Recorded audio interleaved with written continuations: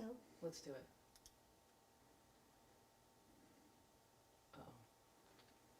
Oh, there you go. But why is it not showing anything? Oh, that's live. Yeah, but it's black. Yeah, it's not showing But why is anything. it black? Wait a minute. Stop. Not there. All right. Still live. Can you guys see me? Yeah. Okay. Looking good. Sorry, everybody. This live shit is pain in the butt. It does not work easily, it does not work quickly, and it does not work well. You never really know what you're getting. You never really know when it's going to go live. It takes a long time. It's weird. It's scary. But we got it. I have to do some adjustments here. I am coming in hot. This is a lot of stuff that we had to prepare for you. Sorry about the lack of whatever. Okay. So, here we go.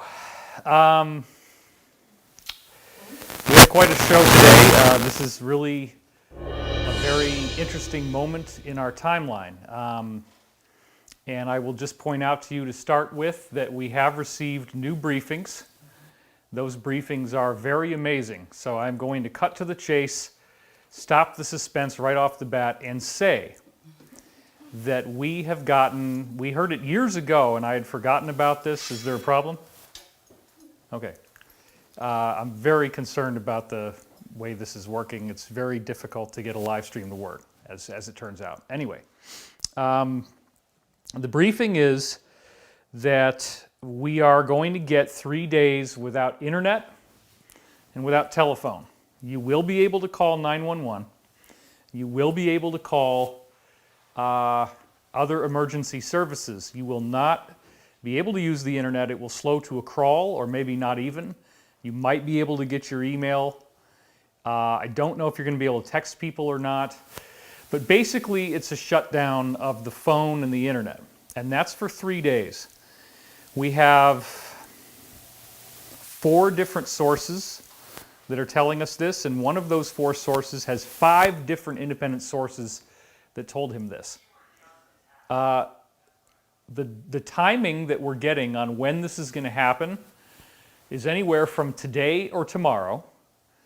There's another window that suggests, and this is from a State Department source, the latest one that I just got, that it could be before, the 3 days could be before Good Friday. But during those 3 days, there's going to be the arrest of the bad guys. And so this is a very wonderful thing. I was not going to leak this intel because I felt that it would give the enemy an unfair advantage. Apparently, it doesn't matter if they run. Apparently, there's nowhere for them to go. So this is huge. And I did not think I was going to be able to leak this. I was planning on keeping it quiet. However, there's so many leaks going on. Obviously, what we heard now is we got authorized, an official briefing, to tell you that there's going to be this happening. Now, if you know my background, if you know who I am, David Wilcock, I am a regular on Ancient Aliens and a consulting producer. I've written 2 New York Times best-selling books. And I'm definitely one of the most visible people in the UFO community, the ancient civilizations, consciousness science, all that kind of stuff. And I, as a result of having millions of viewers and a public platform that's extending back to 1995, 25 years, I have gotten in touch with multiple insiders who are, in some cases, very highly connected people who have not spoken to anyone else. Sometimes I'm the only one who they will trust or talk to, and I get the burden or the honor of leaking this kind of information. So I know there's a lot of fear out there. I know this is a very dark time for many people, and I certainly do not want to undermine that for 1 minute. However, if you can follow with me in this talk what I'm going to be telling you, the 3 days are very exciting. If you understand what's going on, we've already made it this far. I've been telling you for 11 years that were from briefings that came from people that were working directly up with the presidential level, okay? We've been telling you for 11 years that you were going to need about 2 weeks to a month of stored food and water in your house, that you wouldn't want to go outside. I didn't know why, okay? We thought we were going to lose power, but we weren't sure. But we definitely knew about the stored food and water. We definitely knew that you'd have to stay in the house. And we also knew that during that time, arrests would be taking place. When the mafia started to get arrested in the 1970s, they had to come up with new laws to be able to arrest a criminal ring that goes outside of state lines. So that's where they got the term RICO from, R-I-C-O, which is Racketeering Influenced Corrupt Organizations Act.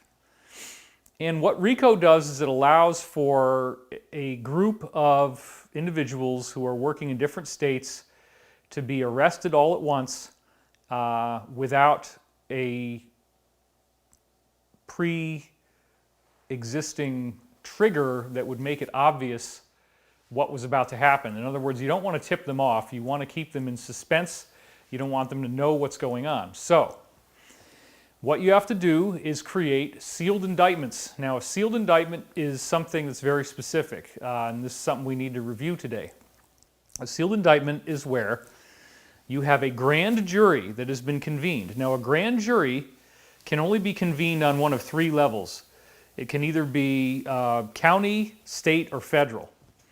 But it involves high-level prosecutors who present evidence to a citizen panel, an anonymous, confidential citizens panel of jurors who hear the evidence, and this is without the accused being on trial because, of course, the accused doesn't know they're going to be arrested. And the grand jury, the citizen grand jury, decides whether there is enough evidence based on the presentation from the prosecutor to warrant an indictment. And if they get the indictment, then that means that once all of the players of this criminal enterprise have gotten their sealed indictments and the law enforcement is ready, they unseal them and they get everybody at once. Because if you don't do that, if it's like the mafia and you only get one guy, but the others know that they were part of that, they're going to flee the country, they're going to take cash, they're going to fly, they're going to do something.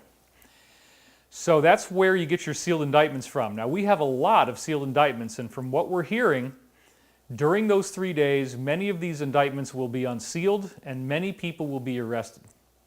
And this is a very, very good thing because the people we're talking about are essentially satanic.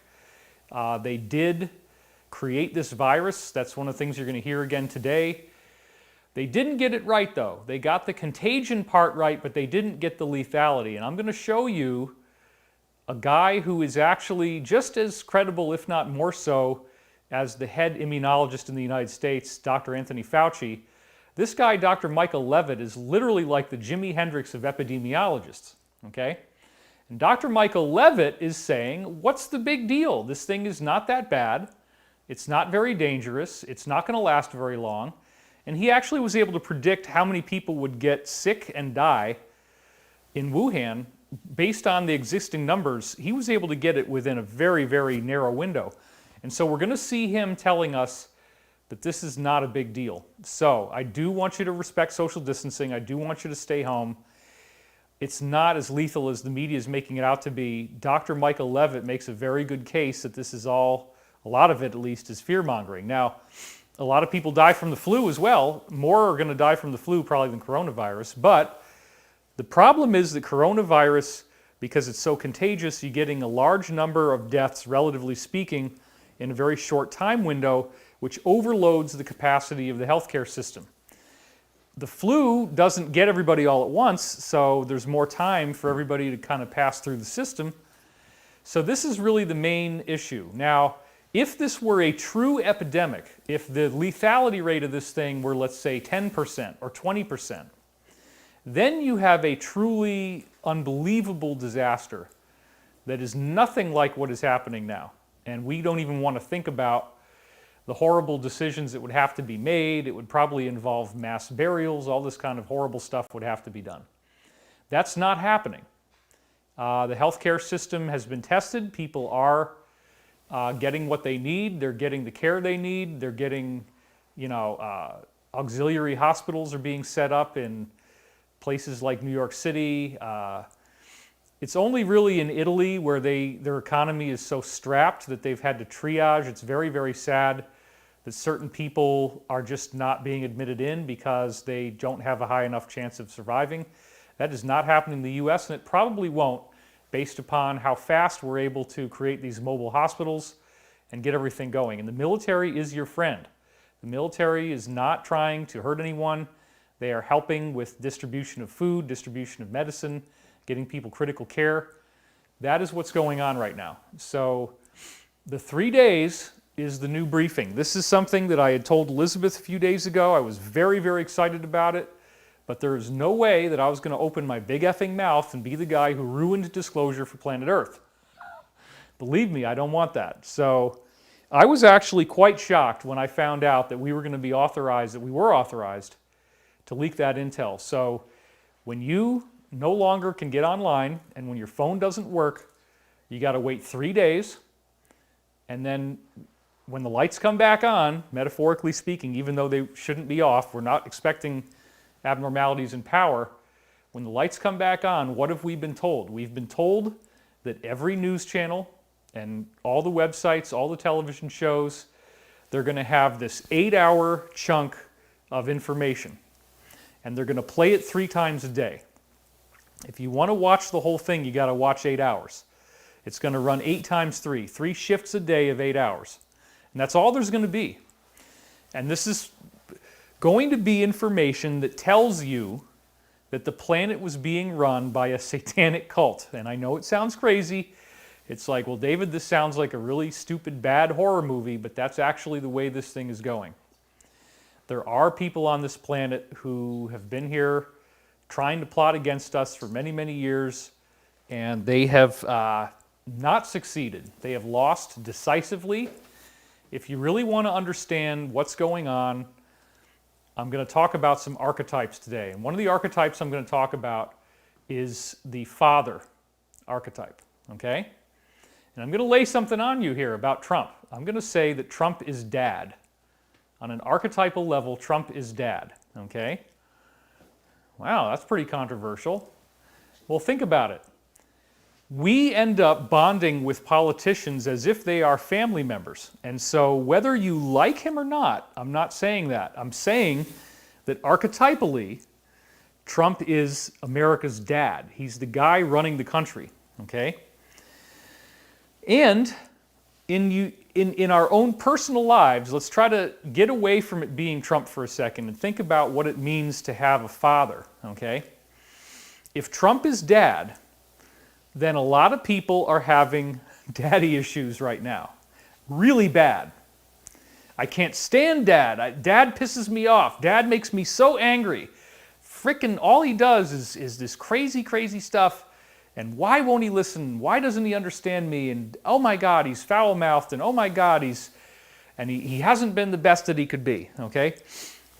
We all have projections of what we want heroes to be. And I certainly have not fit in with people's projections either. Many, many times I get criticized online. People say I have too much of an ego. People say I'm too arrogant. I think confidence is being misplaced as ego. I really do try very hard not to have an ego, and I don't overly promote myself. You can see that by virtue of the fact that in the year 2019, I really kind of took a lot of time off. I didn't really do very much. I was working on my book. I don't need to feed everybody lots of little things on social media, although I know you love that if I do. I'm sorry that I haven't been doing that. This is not about ego for me. We have had plenty of threats against our lives, against our peace, against our financial stability, and that's real. I have not stopped doing what I'm doing just because of severe hecklers, which actually did organize into a group that was trying to get our businesses shut down, trying to get everything that we do shut down. It's been a very intense battle. That battle got so heavy that I largely withdrew from public attention last year. And I'm not out there trying to sell a bunch of products all the time. I don't have things you can buy on my website like little keychains or mugs or anything. Not that that's bad, okay, but we don't have them. We've done this through your grassroots support, and we now have the Wilcock Spiritual Healing Foundation, which also is a very important part of our work that allows me to do these videos and have them sponsored. But enough of that. I want to get into the slides now because we have a lot of material to cover. So let's get going. All right, so this is part 3 of our Great Pandemic series. It's kind of a joke. It's not really a pandemic. It's just a great panic, where we're going to get into the exclusive briefings and restitution. So everybody's asking, what is really going on here? And of course, this has escalated into a biblical scale. The scope of what is going on in the news has become something that is like so heavy that people are having a really hard time with their lives right now. However, we've had some really great stuff happen here in the U.S. A bill was signed into law that allows people to get $1,200 if you make $75,000 or less a year. $1,200 that you're going to be sent by the United States Treasury. Believe it or not, they're going to mail you a check. This is going to happen sometime apparently within the next 2-3 weeks at the most. You're going to get one of those refund checks as long as you paid your taxes.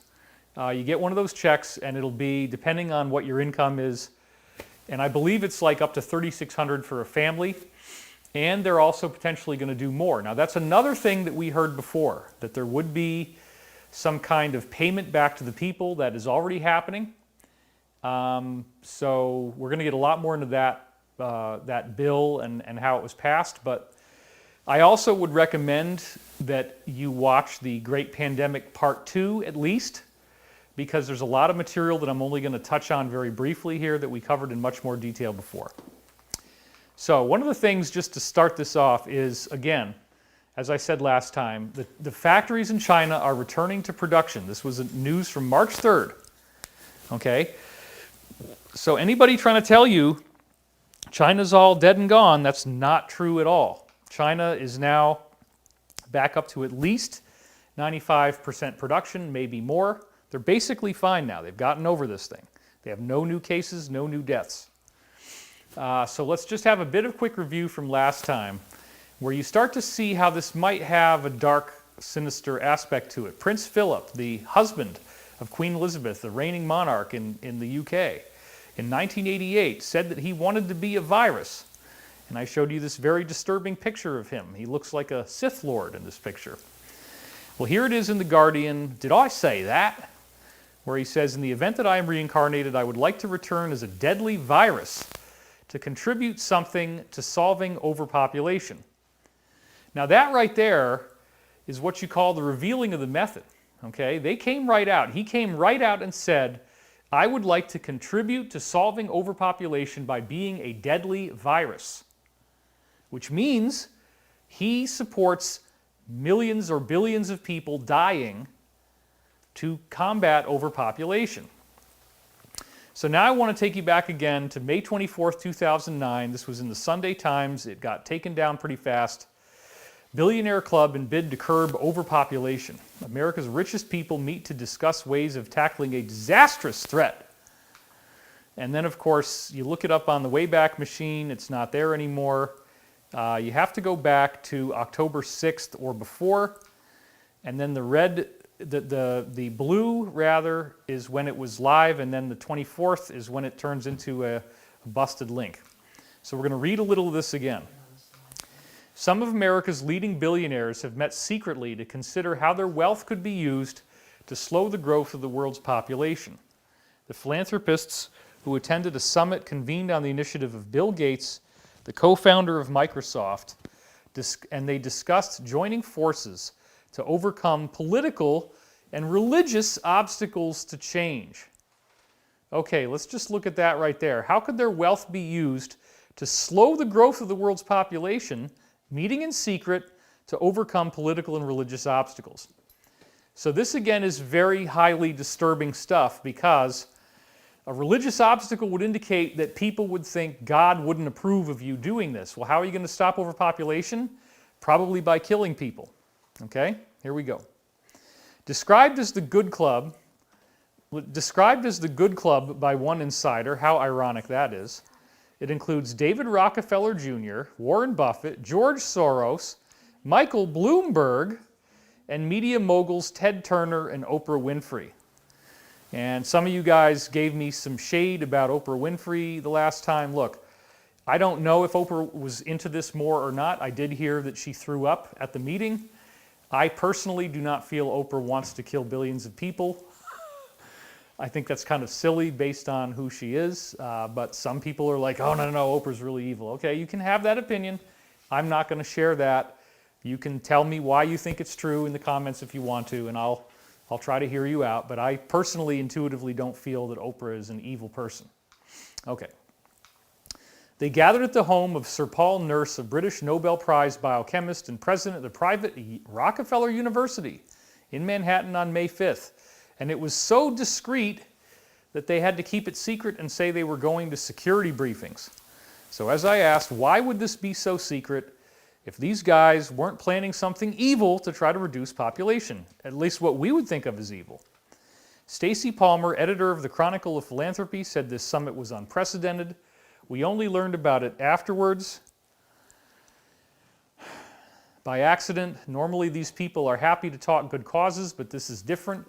Maybe because they don't want to be seen as a global cabal.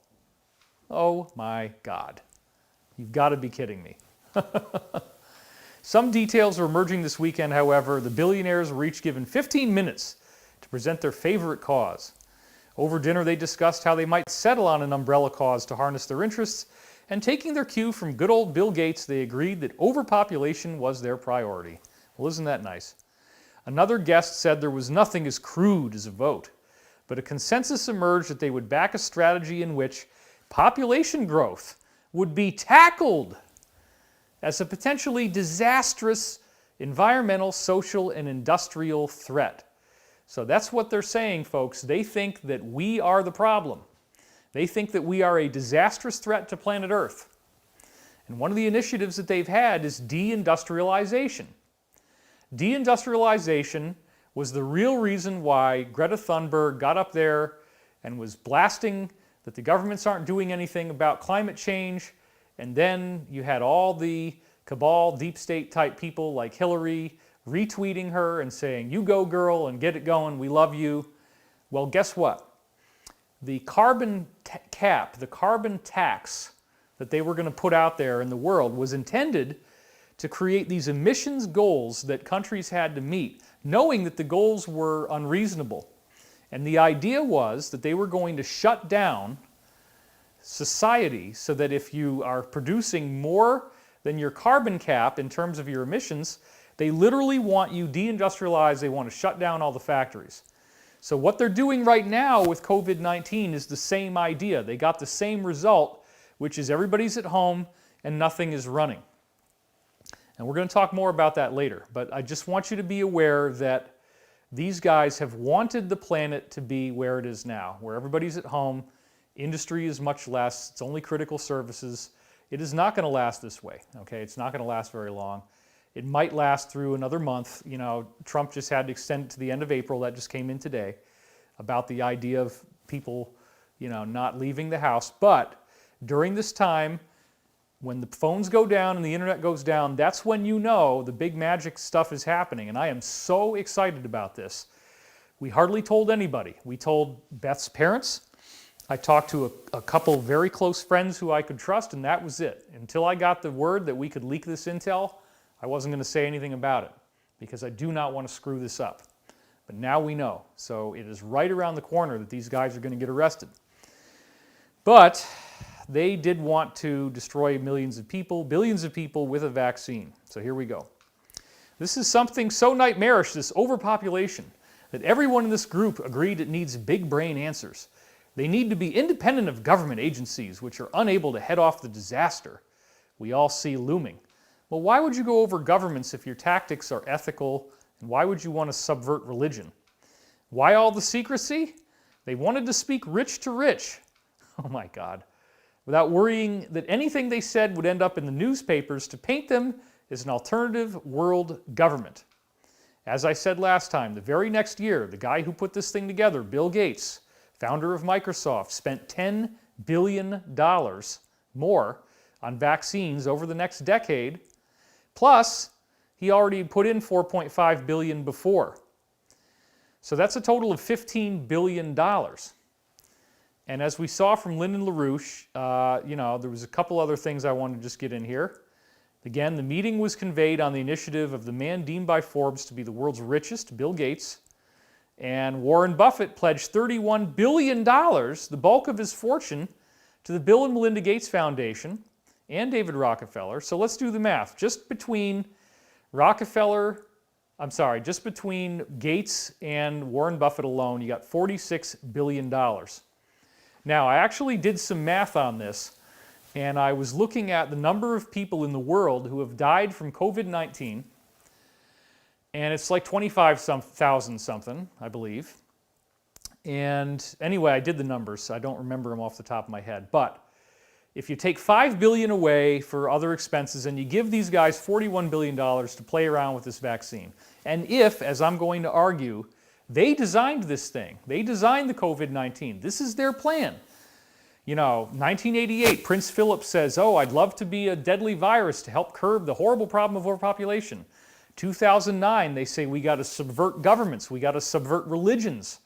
We have to find a way to get around all this pesky stuff so we can stop this terrible problem.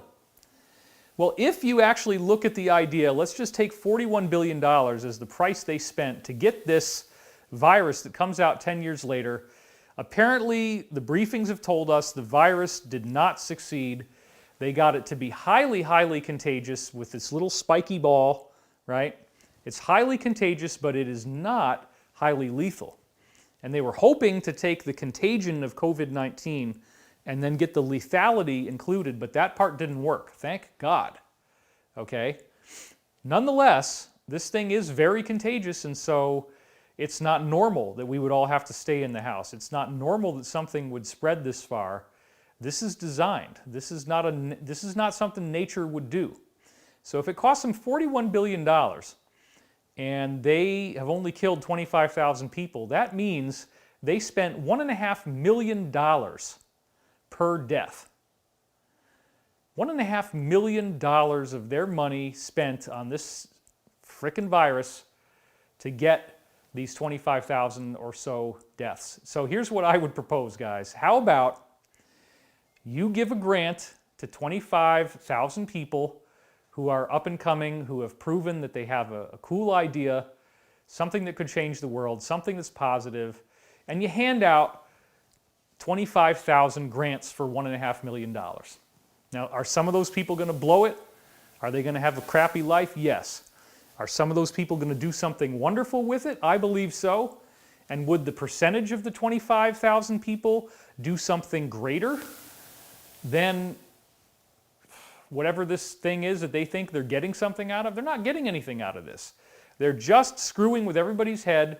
They're screwing with our peace. They're trying to show one last time before they get defeated that they're masters of the universe, that they can control what everybody's doing. They can keep you in your house. They can keep everybody afraid, okay? And it works. They literally are keeping everybody home. It's all shut down, but it's not that dangerous.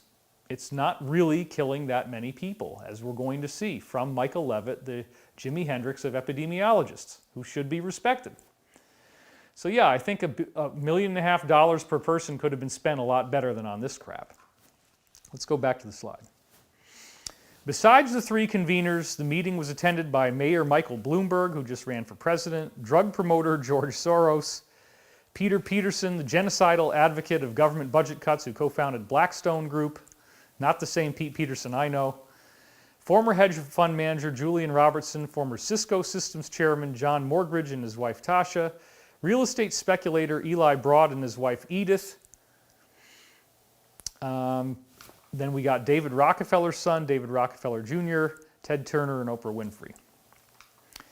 So ABC News reported that the meeting was reminiscent of the 1907 salons of America's foremost financiers held in the study of J.P. Morgan to discuss how private citizens could stop the economic panic. Now, I want to go right into this again because we got this briefing and I went forward, I took a risk to talk about something that we didn't really know exactly what was going on here, but we went with it. Charles Lieber, a Harvard, well, it's kind of becoming like Hollywood now, right? The Harvard professor who was very bizarrely connected to Wuhan and biological research, okay? Here is his arrest notice on the Department of Justice website, as I showed you last time, but I'm going to read you some new stuff now, okay? So don't say, oh, this is same old crap, same old crap. No, no, no. I got to make this a standalone product for everybody. So it says, Tuesday, January 28th, Harvard University professor and 2 Chinese nationals charged in 3 separate China-related cases. Now, it says here in August 2018, Zhao Songjang, who was one of his students, I guess, entered the United States on a J-1 visa and conducted cancer cell research, allegedly, they always say that's what it is, at Beth Israel Deaconess Medical Center in Boston from September 4th to December 9th, 2018-2019. It is alleged that on December 9th, 2019, Zhang stole 21 vials of biological research, quote unquote, and attempted to smuggle them out of the United States aboard a flight destined for China. It is alleged, this is again from the Department of Justice, that initially Zhang lied to officers about the contents of his luggage, but later admitted he had stolen the vials from a lab at Beth Israel. Zhang stated that he intended to bring the vials to China to use them to conduct research in his own laboratory and publish the results under his own name. Well, here he is, everybody, probably one of the most hated people on earth once this whole thing comes out. Sorry that he has to be Asian. You know, it could be anybody. This is just what happened. But he actually did get off on bail. And so this is, the judge in Worcester released him. But that's the guy, Zhao Songjang. There he is. And it says right here, a medical student from China who U.S. authorities say tried to smuggle cancer research material, that's not what it is, taken from a Boston hospital out of the country, has been held without bail by a judge who ruled he was a flight risk. And then it says at the bottom, he tried to smuggle vials of research specimens in a sock in his suitcase bound for China, and he was held without bail. So this was at Boston's Logan Airport. He was arrested on December 10th on a charge of making false statements. So he was apprehended on December 9th, right before the Wuhan thing got started. Now apparently, what was really in these vials was COVID-19. Yes, because they were making the stuff, okay? And he was shipping it over to Wuhan to release it, to begin this plan. And now there's been news articles, I didn't have time to get it in there, about, we'll do it in the next one, about how, in fact, a lot of really high-rolling people seem to have known something bad was going to happen to the economy, and they all cashed out really quickly before this happened, okay? So this thing could have been designed by these researchers as a designer virus. It's, again, very contagious, very unusual in that sense, released to China by people who do not have China's best interest in mind. China, as part of this international effort to defeat the deep state, has been cutting them off. And I just found out we have 29,000 people watching live. That is awesome. Thank you. And we are going to do another meditation. And I'll show you what happened to the Earth's Schumann resonance last time we did that. It was quite amazing. So, of course, going back to the slide now, we have our official debunkers like factcheck.org, which says, oh, there's no link between the Harvard scientist Charles Lieber and the coronavirus. But wait a minute. It's Wuhan. It's biological research. It's the Department of Justice arresting people. It's them getting paid under the table. And it's 21 vials of something that he's got that he gets arrested with in the airport on December the 9th and then starts lying to people on December the 10th. Federal investigators. Let's take this again. Zhang stole the materials from his lab at Beth Israel Deaconess Medical Center, authorities allege. I'm reading this from the article I just showed you. Some vials contained a colleague's work he had replicated without apparently without the authorization or knowledge of the lab. They threw him under the bus. That's BS. He was possibly acting on behalf of the Chinese government, according to the FBI, which they said in an affidavit included in court documents. So, this is getting really weird, folks, because you got this guy, Zhao Songjang, working for Harvard, working for Charles Lieber. He's got 21 vials in his sock. He's trying to smuggle it through the airport. He lies to them, and he's smuggling it into Wuhan right before the pandemic got really bad, and they actually had to do this big quarantine starting on January 22nd, okay? That's right around the time it would have been released. So he might have been one of a few couriers. They probably did it with several people, smuggled this stuff in there, you know, spread it out with drones or however the hell they did it. I don't know, okay? But it's crazy. So the briefings that we had said that the assistant was carrying COVID-19.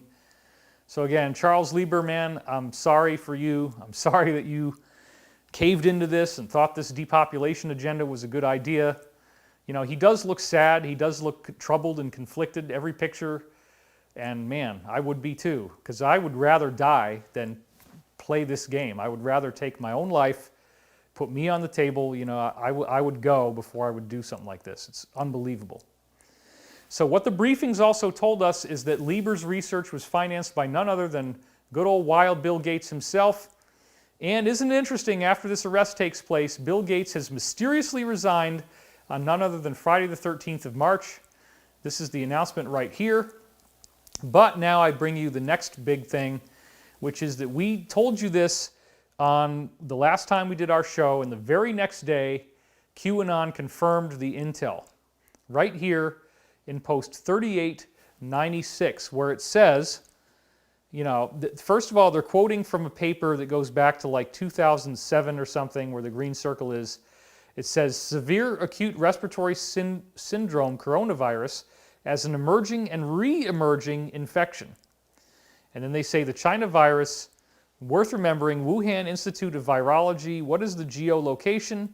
The first biosafety level 4 lab 2015. City province origin, hot zone. What is that geographical location? And then, right after, the very day after I put this in the video that you all watched, we have the link to the exact same thing that I just showed you. And it says there, they quote from the Justice Department's own website, unbeknownst to Harvard University beginning in 2011, Lieber became a strategic scientist at Wuhan University of Technology, or what, in China, and was a contractual participant in China's Thousand Talents plan from in or about 2012 to 2017. And then they say rapid spread. Then it goes on from here. And look at what's happening, right? Does this end POTUS's economic rally? Yes. Does it end the economic gains during his administration? Yes. Does it end all of his gains on unemployment? Yes. Does it try to take away all of his platforms that he could say that he's doing a good job? Yes. Weaken his chances of winning the presidential election? Yes. Does this delay trade negotiations with the U.S. and China? Yes. Would China prefer Biden as the president? That's the question they're asking. I don't know the answer. That's what they're asking. Do they want to shelter Biden's public appearances because he's so gaffe-prone by having nobody be in crowds? Isn't that interesting? You hadn't thought of that, had you?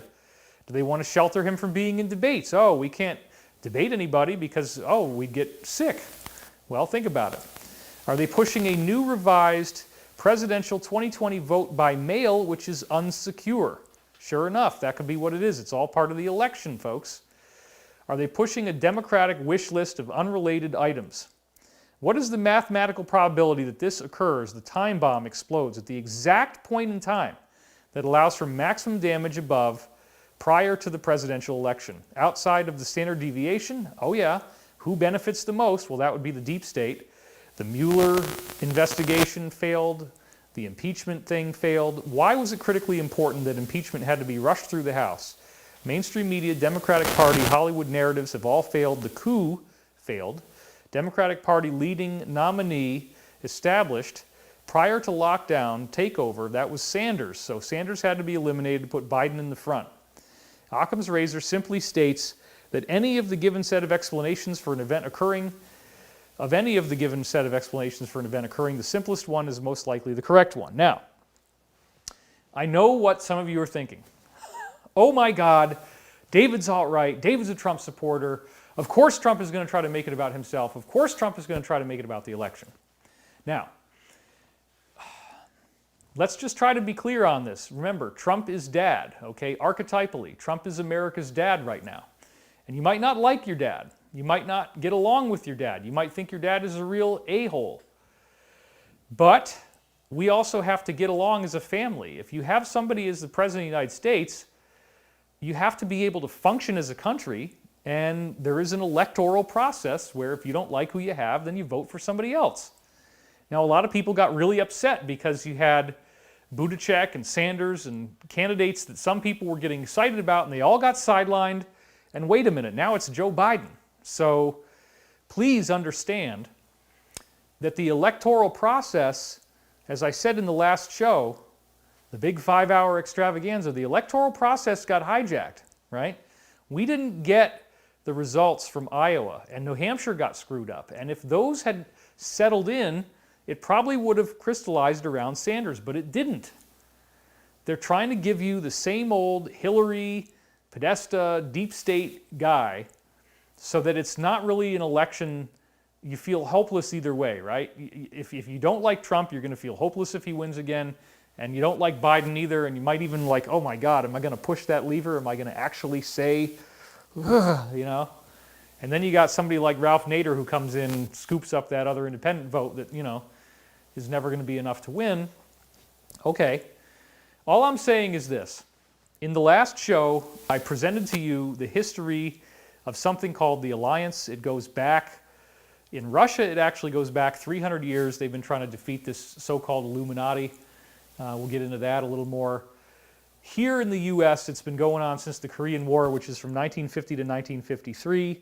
This was when, again, American generals were forced to report their troop positions to the United Nations, and they found out that if they told the United Nations where the troops were going to go, there was an ambush, and they all got killed as soon as they arrived. It was only when they started to tell the United Nations disinformation that the troops didn't show up where the troops were, but they would show up where they told them they were going to be. The ambush was there, but then there was no troops.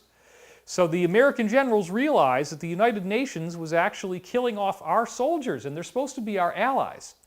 And this also wove in with the aerospace tycoon Howard Hughes. Now, Howard Hughes hired some couriers. Let's go over here, yeah. Howard Hughes hired female sex workers, actually, who are intelligence agents, to have sex with other people in the aerospace industry who were talking about this Illuminati. And they got them in bed. The women got them in bed. The women got them talking after they'd had sex. And they revealed that they do believe themselves to be the descendants of an extraterrestrial race going back to Atlantis. I know it sounds crazy. I know it sounds silly. They really do believe this. They don't think they're humans. They think that there's something more. They think that they're magical blood. So they're very attentive to their bloodlines, to who is in the right of succession, who was the king, who was the queen. Much of the people who are now in the so-called Illuminati believe they are the direct descendants of key families that you read in the Old Testament of the Bible. This is something I haven't really talked about before, but that is true. They believe they are Old Testament royal bloodlines that are still around. So, Howard Hughes gained a lot of information about this because he wanted to know why Hughes Aircraft was constantly being washed out by other companies that had inferior products and not as competitive prices for their bids, but yet they always got the bid and Hughes Aircraft was getting shafted. Well, it was because it's all a good old boys network and they're all working for one agenda. Okay, so he learned a lot of this and fed that information into the Alliance. The Alliance, again, was covered in a book by G. Edward Griffin called The Fearful Master. I showed you that last time. This whole story about what happened with the United Nations, it is in a book, how they were reporting these troop positions and they were getting ambushed. So, this is a lot of information, and all of that war between the Alliance and the Cabal I covered last time. I talked about how long this thing has been raging, and that there were certain things where the Alliance almost succeeded in trying to get something to happen. Eisenhower tried to invade Area 51 and did get some information back. He warned about the military-industrial complex at the end of his term. Kennedy was trying to defeat the Federal Reserve. We'll get into that again in a minute. He got assassinated. Then you have Watergate. Then you have Reagan getting shot when he wanted to tell the truth about UFOs. You have the Iran-Contra scandal in 1987, where we found out the government was dealing cocaine at the highest levels and arming terrorists, and yet somehow that went away. Then we have another one, as I talked about, with Oklahoma City bombing. and that the Alfred P. Murrah Federal Building, 1995, that was blown up, actually had all these documents in it that were going to be used to arrest and destroy the Illuminati. And so they were very clever in blowing up the building where the documents were and stopping that from happening. Then 9/11, where the Pentagon was hit, was right in the office of the Naval Intelligence Operations, where they were actually planning on arresting the cabal again.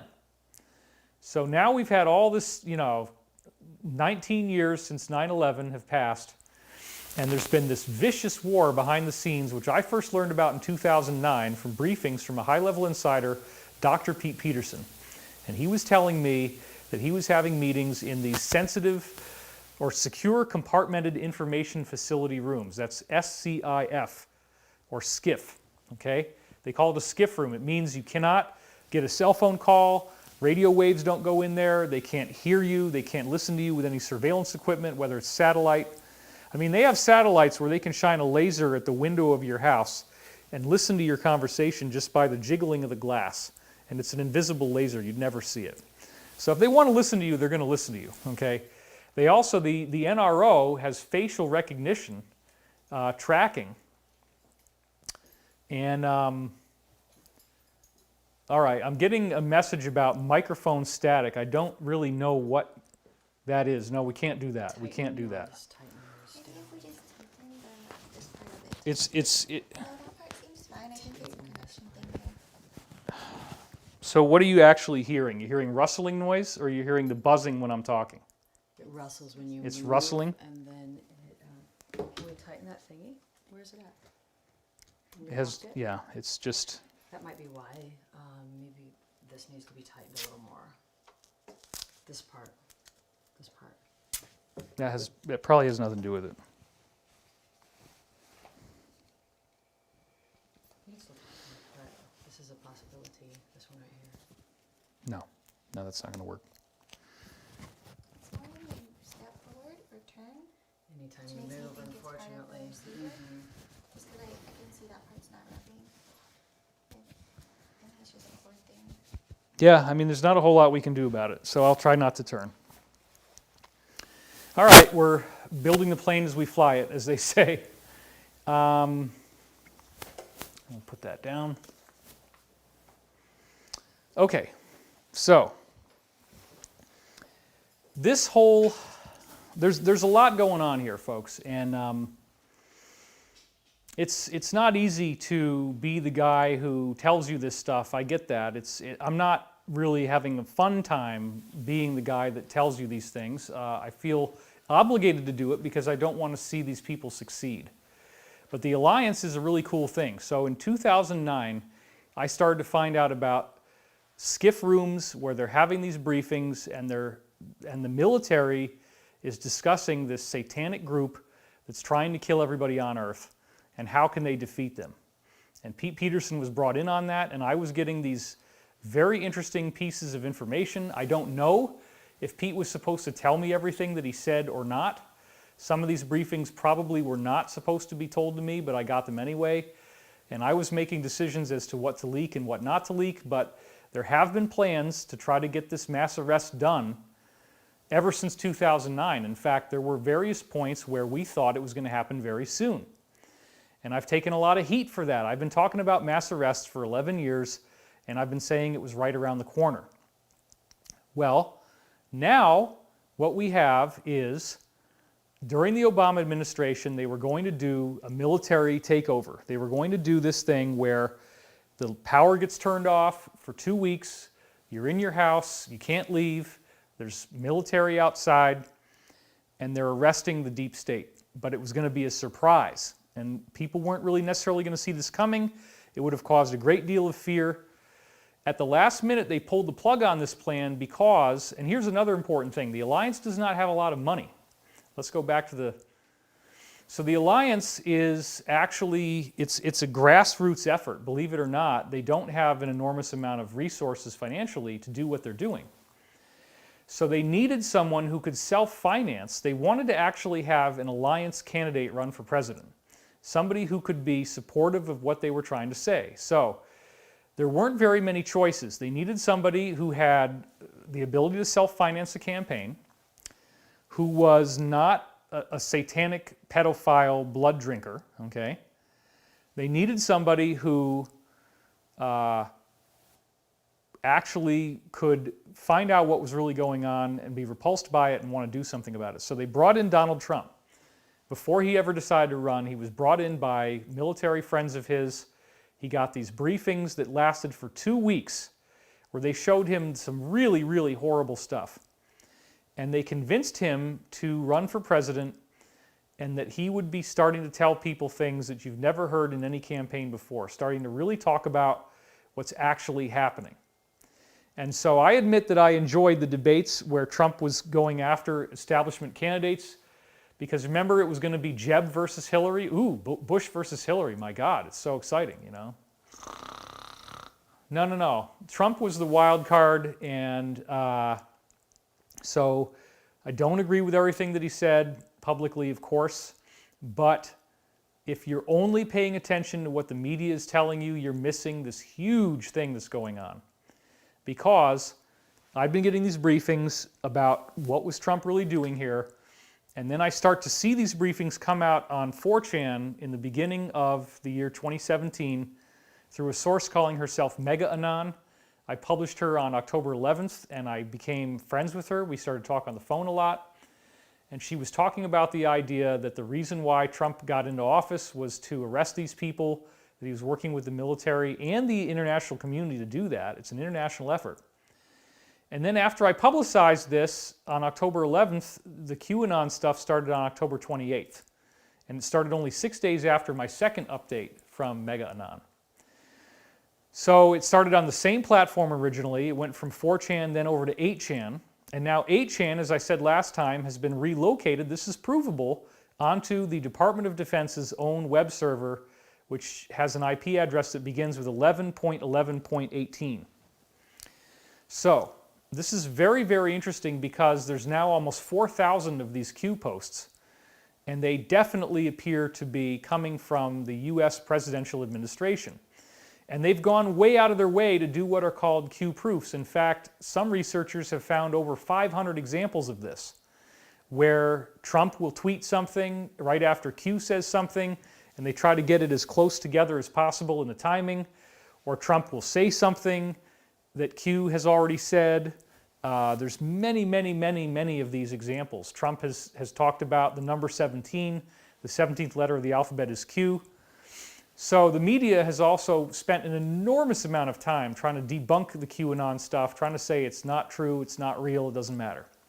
Anyway, a lot of you know all this, and I don't want to waste too much of your time, but I'm trying to speak to people who don't get this, okay? If you read the QAnon stuff, it is literally like the full-on conspiracy theory angle. It goes into all of the stuff that's going on with child trafficking, with Satanism, pedophilia, blood drinking, the banking elite, the establishment. It's a very, very comprehensive body of information, quite amazing in its scope and its depth and what it's telling us. And it's totally the truth. It's the real truth that you haven't been able to get before, which apparently they're getting ready to tell us now. So even if you have problems with dad, okay, if you look at the dad archetype once again, and I understand that, I can't defend everything that's happened, okay, but dad is dad, and dad is trying to do something good, even if he might be annoying you very much in other ways, okay? Dad is trying to do something good here. And so, even though you might not be too happy, I think you'll be happy with the result, which is the stopping of these people who were trying to take over the planet and kill everybody, okay? So let's talk now more about what situation we find ourselves in now. I want you to be avoiding the media fear porn and think in a practical way, because the coronavirus numbers that they're giving us are all off. I said some of this stuff last time, I'm going to get into it more now. On January 26, 2000, there was a Chinese scientific study that proved that coronavirus is targeting Asian physiology 5 times more than any other race. This is a ethno-specific virus. Chinese doctors have discovered the coronavirus is designed to attach to lung receptors that are 5 times more common in Asian males than in African or Indo-European males. Asian females also have less than half the amount of these receptors than Asian males do. Now, isn't it interesting that this text was in that article originally, and then I went back after linking to it in this video and making a really big deal out of it, and the text that I just read you was no longer in there. They edited it. But they still have other text in it that says the same thing, which I'm now going to read you from. So, 2019 COVID was reported to share the same receptor, angiotensin-converting enzyme 2, or ACE2, with SARS-CoV virus. SARS, of course, is the older pandemic. Here, based on the public database and the state-of-the-art single-cell RNA sequencing technique, we analyzed the ACE2 RNA expression profile in normal human lungs. The result indicates that the ACE2 virus receptor expression is concentrated in a small population of type 2 alveolar cells, or AT2. So only certain types of people have this, and it happens to be Asians. So this is the ACE2 receptor. This is, if this virus was man-made, which it certainly appears to be, somebody spent a lot of time and billions of dollars studying this thing, the receptor site in Asian lungs, and they found out, okay, here's the cell membrane, and there's these little pits in it that are in the ACE2 in Asians. And so they designed this thing with these little spiky proteins to be able to stick in there, and it does that preferentially.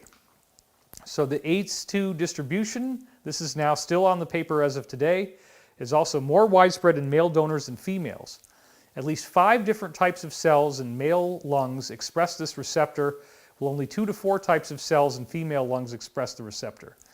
The result is highly consistent with the epidemic investigation showing that most of the COVID-infected patients were men, 30 patients versus 11 as of January 2nd, 2020. We also noticed that the only Asian donor, male, has a much higher ACE2 expressing cell ratio than white and African American donors, 2.5% versus 0.5%. Well, if you take 0.5 and put it up to 1, that takes the 2.5 and puts it up to 5, which means, yeah, you're 500% more of these cells in Asian people.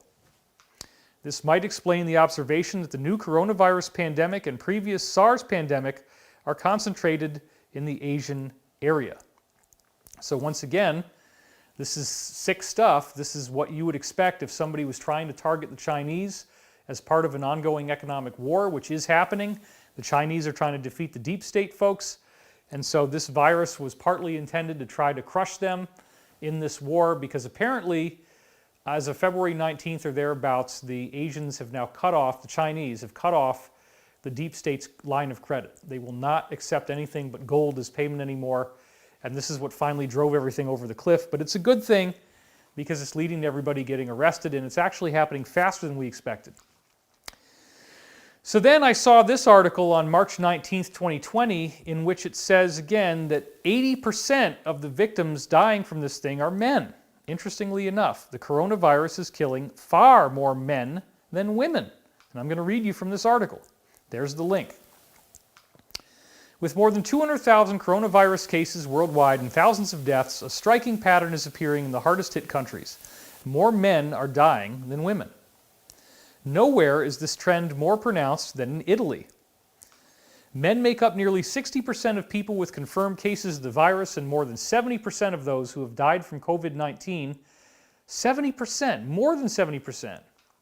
On the other end of the spectrum is South Korea, where about 61% of confirmed infections have been in women, not deaths, but infections. Though far fewer patients have died, the majority of fatalities, 54%, again were in men. That's in Korea. People over the age of 70 represent more than 87% of deaths in Italy, and a study of 99 patients at a hospital in Wuhan where the virus originated found that men made up 2/3 of patients, and half of all the people who were hospitalized had chronic conditions like heart disease or diabetes. More recent figures from China's Center for Disease Control, based on tens of thousands of cases, showed a strong gender breakdown of deaths, 64% male, but the figures in Italy have been even more staggering. Nearly 60% of the diagnoses have been in men, and Across the first 1697 coronavirus deaths, 71% were men and just 29% were women. In a recent study published in The Lancet, meanwhile, the figures were even higher. It found that 80% of the deaths were men and 20% were in women. The honest truth is that today we don't know why COVID-19 is more severe for men than women, or why the magnitude of the difference is greater in Italy than China. According to Sabra Klein, a professor at Johns Hopkins Bloomberg School of Public Health, the gendered death gap was also seen in the smaller SARS and MERS outbreaks, according to Angela Rasmussen, a virologist at Columbia University. Okay, so here's the deal. 5 times more likely to affect Asians, 80% likely to be men. That means that the numbers that you're getting from the media are wrong, because they're taking the Wuhan data and they're acting as if it's not ethno-specific, but it is, and we just proved it. So that again gets the numbers down. Most of the death rates in the countries I'm looking at, they're all around 0.003 or 4%, way below 1%. Now we're going to talk more about that kind of data. So just to allay your fear, because you're not getting confident reporting of people telling you that this is okay. You're getting all this crazy pandemic fear porn, which I don't like. So I'm trying to fight back by giving you real information here that you can find, this is not fake news, from regular news sources that are tapped into what's really going on. So let's take a look at that.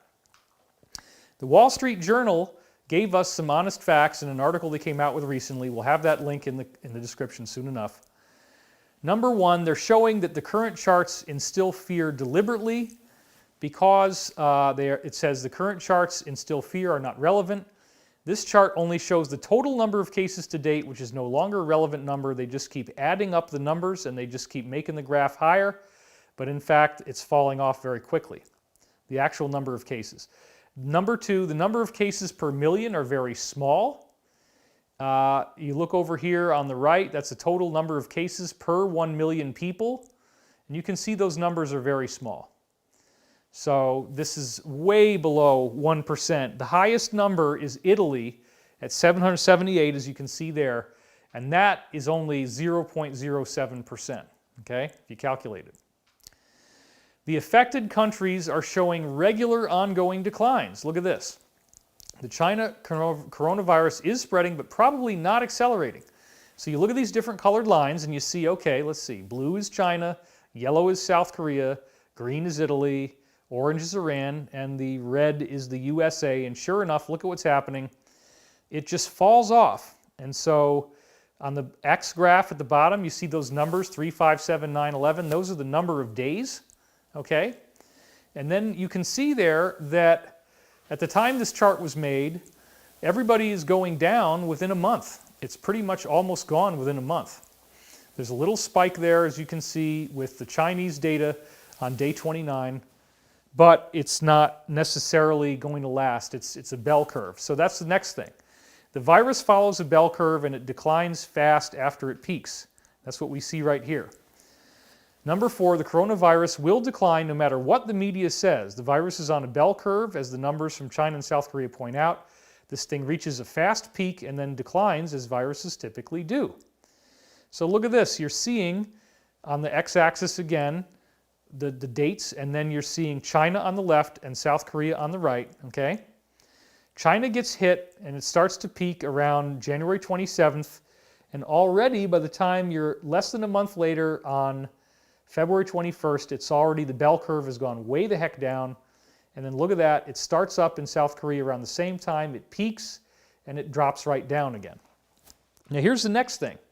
The virus burns off in the summer heat.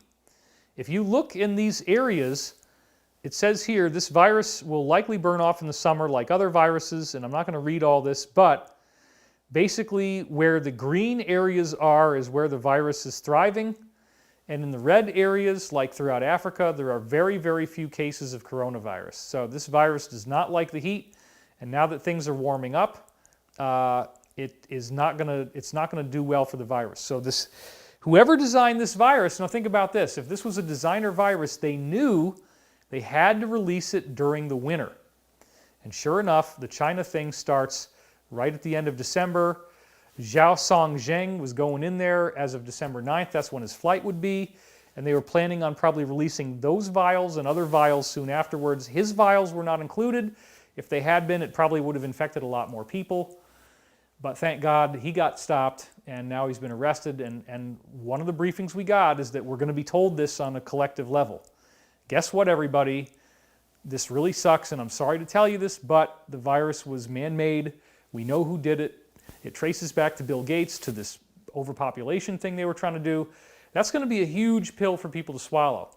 As Mega Anon said in the last show, people are going to want to give the truth back. They're not going to want the truth, because the truth is awful. Okay, but this is what's going on. Number 8 in the Wall Street Journal thing, the fatality rate is declining very quickly. And you see that here. As we have noted, children and teens are less affected. That's number 7. The fatality rate is declining. And this is the percentage of confirmed cases fatality ratio. Wuhan, Hubei, China, and China overall are the different colored lines. And you can see it just drops off to 0. Okay?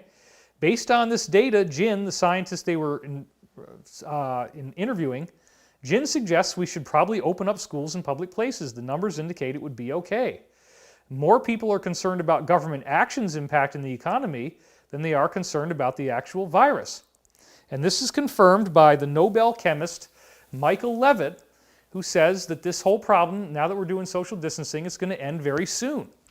So here's one link to it. Nobel laureate predicts the U.S. will have a much faster coronavirus recovery than expected. And he's from Stanford University. Michael Levitt, here he is.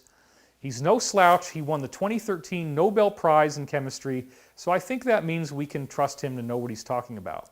This story with him broke in the LA Times. And here it is. Why this Nobel laureate predicts a quicker coronavirus recovery. We're going to be fine. Other news outlets covered it as well, and you can see some examples here. Lower death rate estimates for coronavirus, especially for non-elderly, provide a glimmer of hope. Coronavirus. Nobel Prize winner predicts the U.S. will get through the crisis sooner than expected. I'm going to read to you from this one, from the actual LA Times original, which everybody was quoting from. Michael Levitt, a Nobel laureate and Stanford biophysicist, began analyzing the number of COVID-19 cases worldwide in January and correctly calculated that China would get through the worst of its coronavirus outbreak long before many health experts had predicted, and it gets better than that. He said, while many epidemiologists are warning of months or even years of massive social disruption and millions of deaths, Levitt says the data simply don't support such a dire scenario. Yeah, you saw those bell curves. It dies off really quick, especially in those areas where we're doing social distancing, which is now the whole world. What we really need, he says, is to control the panic. In the grand scheme, we're going to be fine. 3 weeks after February 1st, when he said the initial estimates, Levitt told the China Daily News that the virus's rate of growth had peaked. Levitt had predicted that the total number of confirmed COVID-19 cases in China would end up around 80,000 with about 3,250 deaths, and his forecast was remarkably accurate. As of March 16th, which is a month and a half later, China had counted a total of 80,298 cases and 3,245 deaths. I'm going to leave that up there for a minute. Notice he was only off on the death count by 5 people. That is effing amazing. And the total number of cases, he was only off by 298. Now, that's why I say this guy is the Jimi Hendrix of epidemiologists. He got it dialed in that close, within 5 deaths and within 298 of the actual cases. How did he do that? Because that's what these guys do. They study the science, they study the data. It's a bell curve. It goes up really fast, it goes down really fast. This thing is not going to, this whole 18 months thing you're seeing, it's just not true. And he's telling us not to freak out. So let's read a little more from him. The number of newly diagnosed patients has dropped to around 25 a day in China as of March 23rd, with no cases of community spread reported since Wednesday, March 18th. And now they don't have any deaths in China at all. There's no coronavirus deaths happening now. Levitt, who received the 2013 Nobel Prize in Chemistry for developing complex models of chemical systems, is seeing similar turning points in other nations, even those who did not install the draconian isolation measures that China and now much of the world has done. Levitt analyzed data from a whopping 78 countries, reporting more than 50 new cases of COVID-19 a day and sees signs of recovery in many of them. He acknowledges his figures are messy and the official case counts in many areas are too low because testing is spotty, but even with incomplete data, a consistent decline, which we're seeing, means there's some factor at work that is not just noise in the numbers. Levitt also blames the media, thank you, for causing unnecessary panic by focusing on the relentless increase in the cumulative number of cases and spotlighting celebrities who contract the virus, even though Tom Hanks, of course, said all he had was some body aches and his wife had some body aches and chills and they were tired and that's it. They were diagnosed with it, they got over it, and they were fine. There you go. By contrast, Levitt says, the flu has sickened 36 million Americans since September and killed an estimated 22,000, according to the CDC, but those deaths are largely unreported. And as I said, the only difference is this coronavirus thing just overwhelms the healthcare system because you get this big spike and a whole bunch of people all die at the same time because it's so contagious. But the actual number of deaths from the flu take place over a longer period of time because there is no sudden spike, but it's actually more. Okay, so it's just that spike, that quick spike that you got to worry about. And once you get through the spike, it's fine. And in America, we're able to keep everybody in these alternative hospitals. So, Levitt fears the public health measures that have shut down large swaths of the economy could cause their own health catastrophe as lost jobs lead to poverty and hopelessness. Time and again, researchers have seen that suicide rates go up when the economy spirals down. So, here you have a Nobel Prize-winning epidemiologist and chemist saying that the suicide rate is going to be worse than the death rate from COVID-19 if you keep the economy shut down. That is also what the President of the United States said, and he was trolled relentlessly for that by the controlled media. It's not fair. And we should get the country back up and running. We should not leave it shut down forever. Well, the COVID-19 fatality rate appears to be significantly higher than that of the flu, appears to be.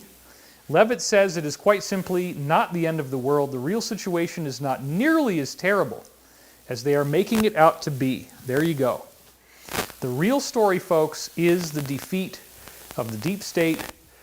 And I have learned about this since 2000 from an Illuminati insider calling herself Savali, who debuted in March 2000. And I was into the conspiracy media back then. So pretty much right after she showed up, I started reading her stuff. I became friends with her and I connected her to alternative journalists as of 2002, which led to this article on Henry Macko's website, the first time it broke. And I'm going to read a little of this again, and then I'm going to read you some new stuff from her that's very important. Oh, we're up to 34,000 live. That's awesome. If you detect the devil's hand in current events, you might be closer to the truth than you think. A woman who was raised in the so-called Illuminati describes a powerful secret organization comprising about 1% of the U.S.'s population that has infiltrated all of our social institutions and is covertly preparing a military takeover of the whole planet. This is a very important point. Her revelations cast the war on terror and homeland security in their true light. Savali is the pseudonym of the woman, age 45, who was a mind programmer for the cult until 1996. She specialized in mind control. She was the 6th head trainer in the San Diego branch and had 30 trainers reporting to her. She has risked her life to warn humanity of the Illuminati's covert power and agenda. She describes a sadistic, satanic cult led by the richest and most powerful people in the world. This is the article he wrote after I got him this information and connected the two of them together for an interview. This is largely homosexual and pedophile. It practices animal sacrifice and ritual murder. Unfortunately, this is all part of what it is. You know, homosexuality, do what you want, but I mean, when it starts to get into this other sick stuff, it's bad. It works hand in glove with the CIA and Freemasonry. It is Aryan supremacist, but it welcomes Jewish apostates.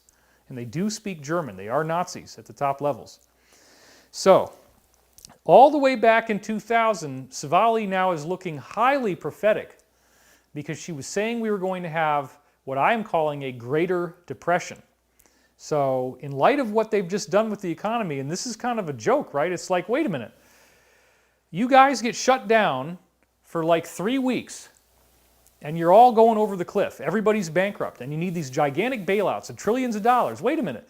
We bailed you out in 2008, and then you guys just paid yourself bonuses and nobody went to jail. And now you've done it again. You play in the same games you played before. Your whole thing implodes in 3 weeks, and we're supposed to bail you out again. The Federal Reserve was taking $1 trillion a day, and they were going to do that till the end of the month. But that all changed, thanks to some things. This is a big, big part of what we're going to talk about in a minute here. But I want you to hear from Savali herself about what they were planning to do. Now remember, this was in 2000, and you can go look this stuff up. It's never gone away. It's still online. Check it out. Do you want to hear the end of the world scenario the Illuminati taught me as a member? This is her talking. It was cult propaganda, but this is how they believed the New World Order would be ushered in. There will be continued conflict in the Middle East, with the severe threat of nuclear war being the culmination of these hostilities. Now, what did I show you in the last show? Sure enough, first they blew up all these oil fields, then they had this attack on the American embassy in Iraq, and they tried to get us into war with Iran. It was like the threat of the nuclear war. So that part that she said came true. But there's more. An economic collapse. Look at this. An economic collapse that will devastate the economy of the U.S. and Europe, much like the Great Depression. That's what they were planning all along. She said this in 2000. One reason that our economy continues to limp along is the artificial supports from the Federal Reserve, manipulating interest rates, etc. But one day this won't work, or the leverage will be withdrawn on purpose, and the next Great Depression will hit. Sure enough. Now this is what's not going to happen, okay? This is what they were trying to do, but it's not going to happen, just to be clear. The government will call in its bonds and loans, and credit card debts will be called in. There will be massive bankruptcies nationwide. Europe will stabilize first, and Germany, France, and England, surprise, surprise, the top 3 Illuminati countries, will have the strongest economies and will institute through the UN an international currency. Well, that was what they were trying to do with the euro, and the Brexit thing has destroyed that. That is not going to happen. The cabal is being defeated, but this is the plan that they had before it was successfully countered by what I'm calling the alliance. Japan also will pull out, although their economy will be weakened. Peacekeeping forces will be sent out by the UN and local bases to prevent riots. The leaders will reveal themselves. These are the true satanic leaders of the Illuminati. And people will be asked to make a pledge of loyalty during a time of chaos and financial devastation. Now again, this is not what is happening now. But the idea was they wanted to destroy the planet, and they wanted to reveal that they are, in fact, Luciferians. They think Lucifer is the good guy.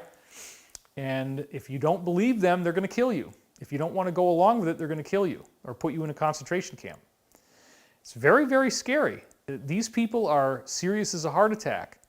You might not believe they really exist, but look at what happened with Weinstein. Look at what's happening with Epstein. There's something going on here, and the alliance knows about it, and that's what QAnon is, and that's what the Trump presidency really is. It is intended to stop this thing from continuing, and it's working. Thank God. This doesn't sound pleasant, does it? I don't know the exact time frame for when they wanted to do this, and I wouldn't want to even guess. The good news is that if a person is debt-free, owes nothing to the government or credit debt, and can live self-sufficiently, they may do better than others. I would invest in gold, not stocks, if I had the income. Gold, once again, will be the world standard. Dollars will be pretty useless. Remember, after the Civil War, our money will be worth about what Confederate money was after the collapse. All this said, it could just be cult propaganda that was taught to me and others to frighten us. It may be that none of this will happen. I sincerely hope it won't. I also strongly believe that God is able to stay the hand of the wicked and able to take care of our nation and others if we turn to Him. Now that's her belief. She's a Christian. That's how she got out of the Illuminati. So this is another very important one. The article was called The Illuminati Plan to Rule the World. This again was written in 2000. All groups have goals, and the Illuminists are no exception. Money making is not their final goal. It is a means to an end. The end point is no less than to rule the world. The Illuminati has a set plan similar to the Soviet Union's previous 5-year and 10-year plans. This is what the Illuminists themselves believe and teach their followers as gospel truth. Whether they will actually succeed is another matter altogether. The following is the Illuminist agenda at all levels of the Illuminati. As with any goal, the Illuminati has specific steps which it plans to implement to reach its objectives. Briefly, each region of the United States has nerve centers, or power bases for regional activity.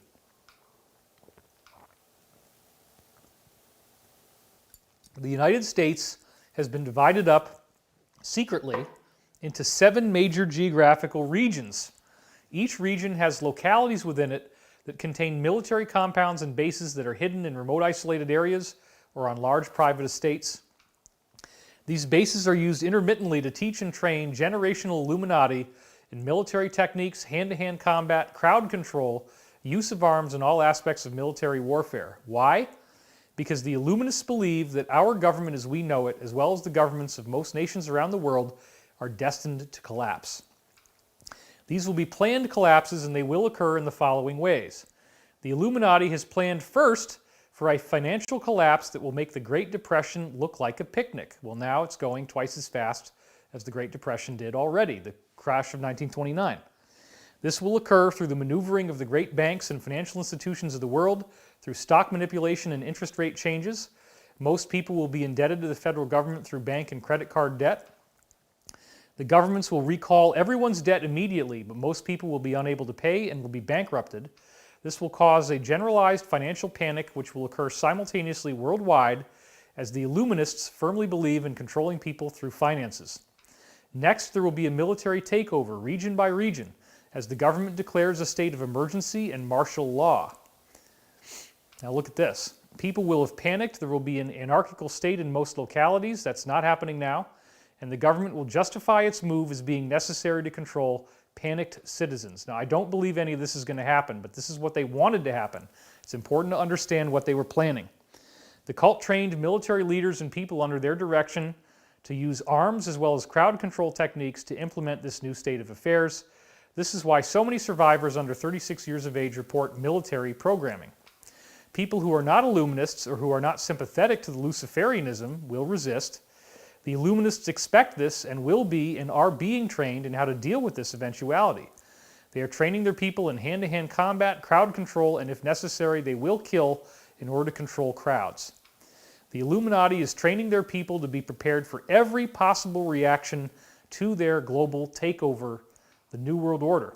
Many of their mind control victims will also be called into duty with preset command codes. She talks all about how that works in her books. These codes are meant to call out a new and completely loyal to the cult presenting system, meaning the person's personality changes and is now an Illuminati advocate.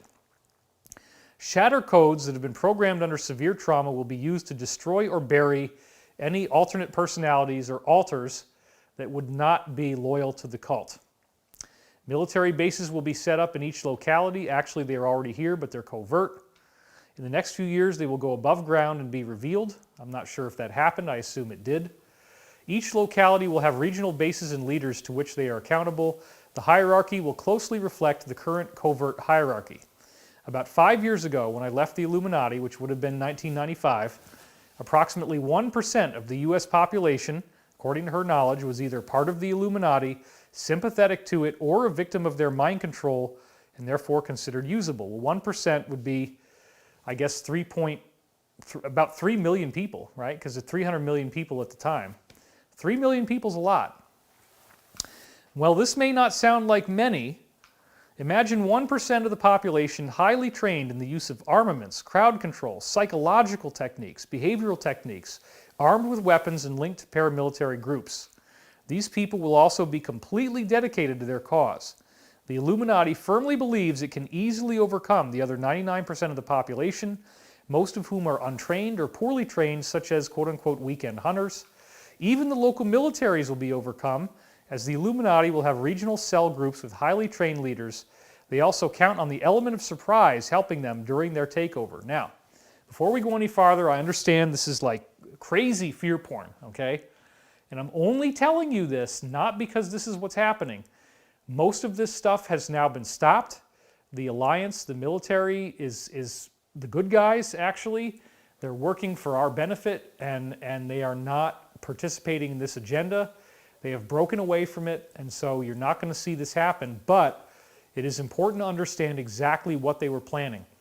And when they come out and they tell you, hey, we believe in Lucifer, we think Lucifer's the good guy, your gods, your kings are the Rockefellers and the Vanderbilts and the Carnegies and the Rothschilds, that's what they were planning on doing. You have to worship these people. You have to worship these billionaires. And if you don't, then they're going to kill you. And they want everybody microchipped. They want everybody controllable. That's what they were planning. So this is being stopped, thank God. But I want you to understand what they were trying to do, and this was all leaked back in 2000.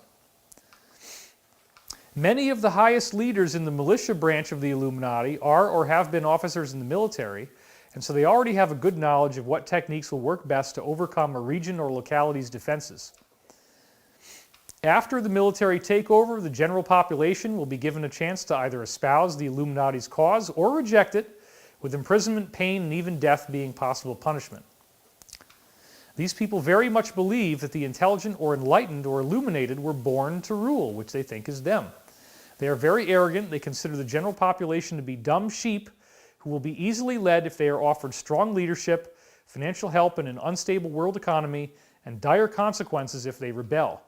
These people's utter ruthlessness and their ability to implement this agenda should never be minimized.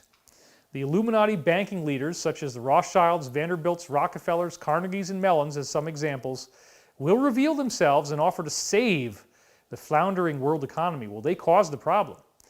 A new system of monetary exchange based on an international monetary system and running between Cairo, Egypt, and Brussels, Belgium, will be set up, so she said, this was the plan.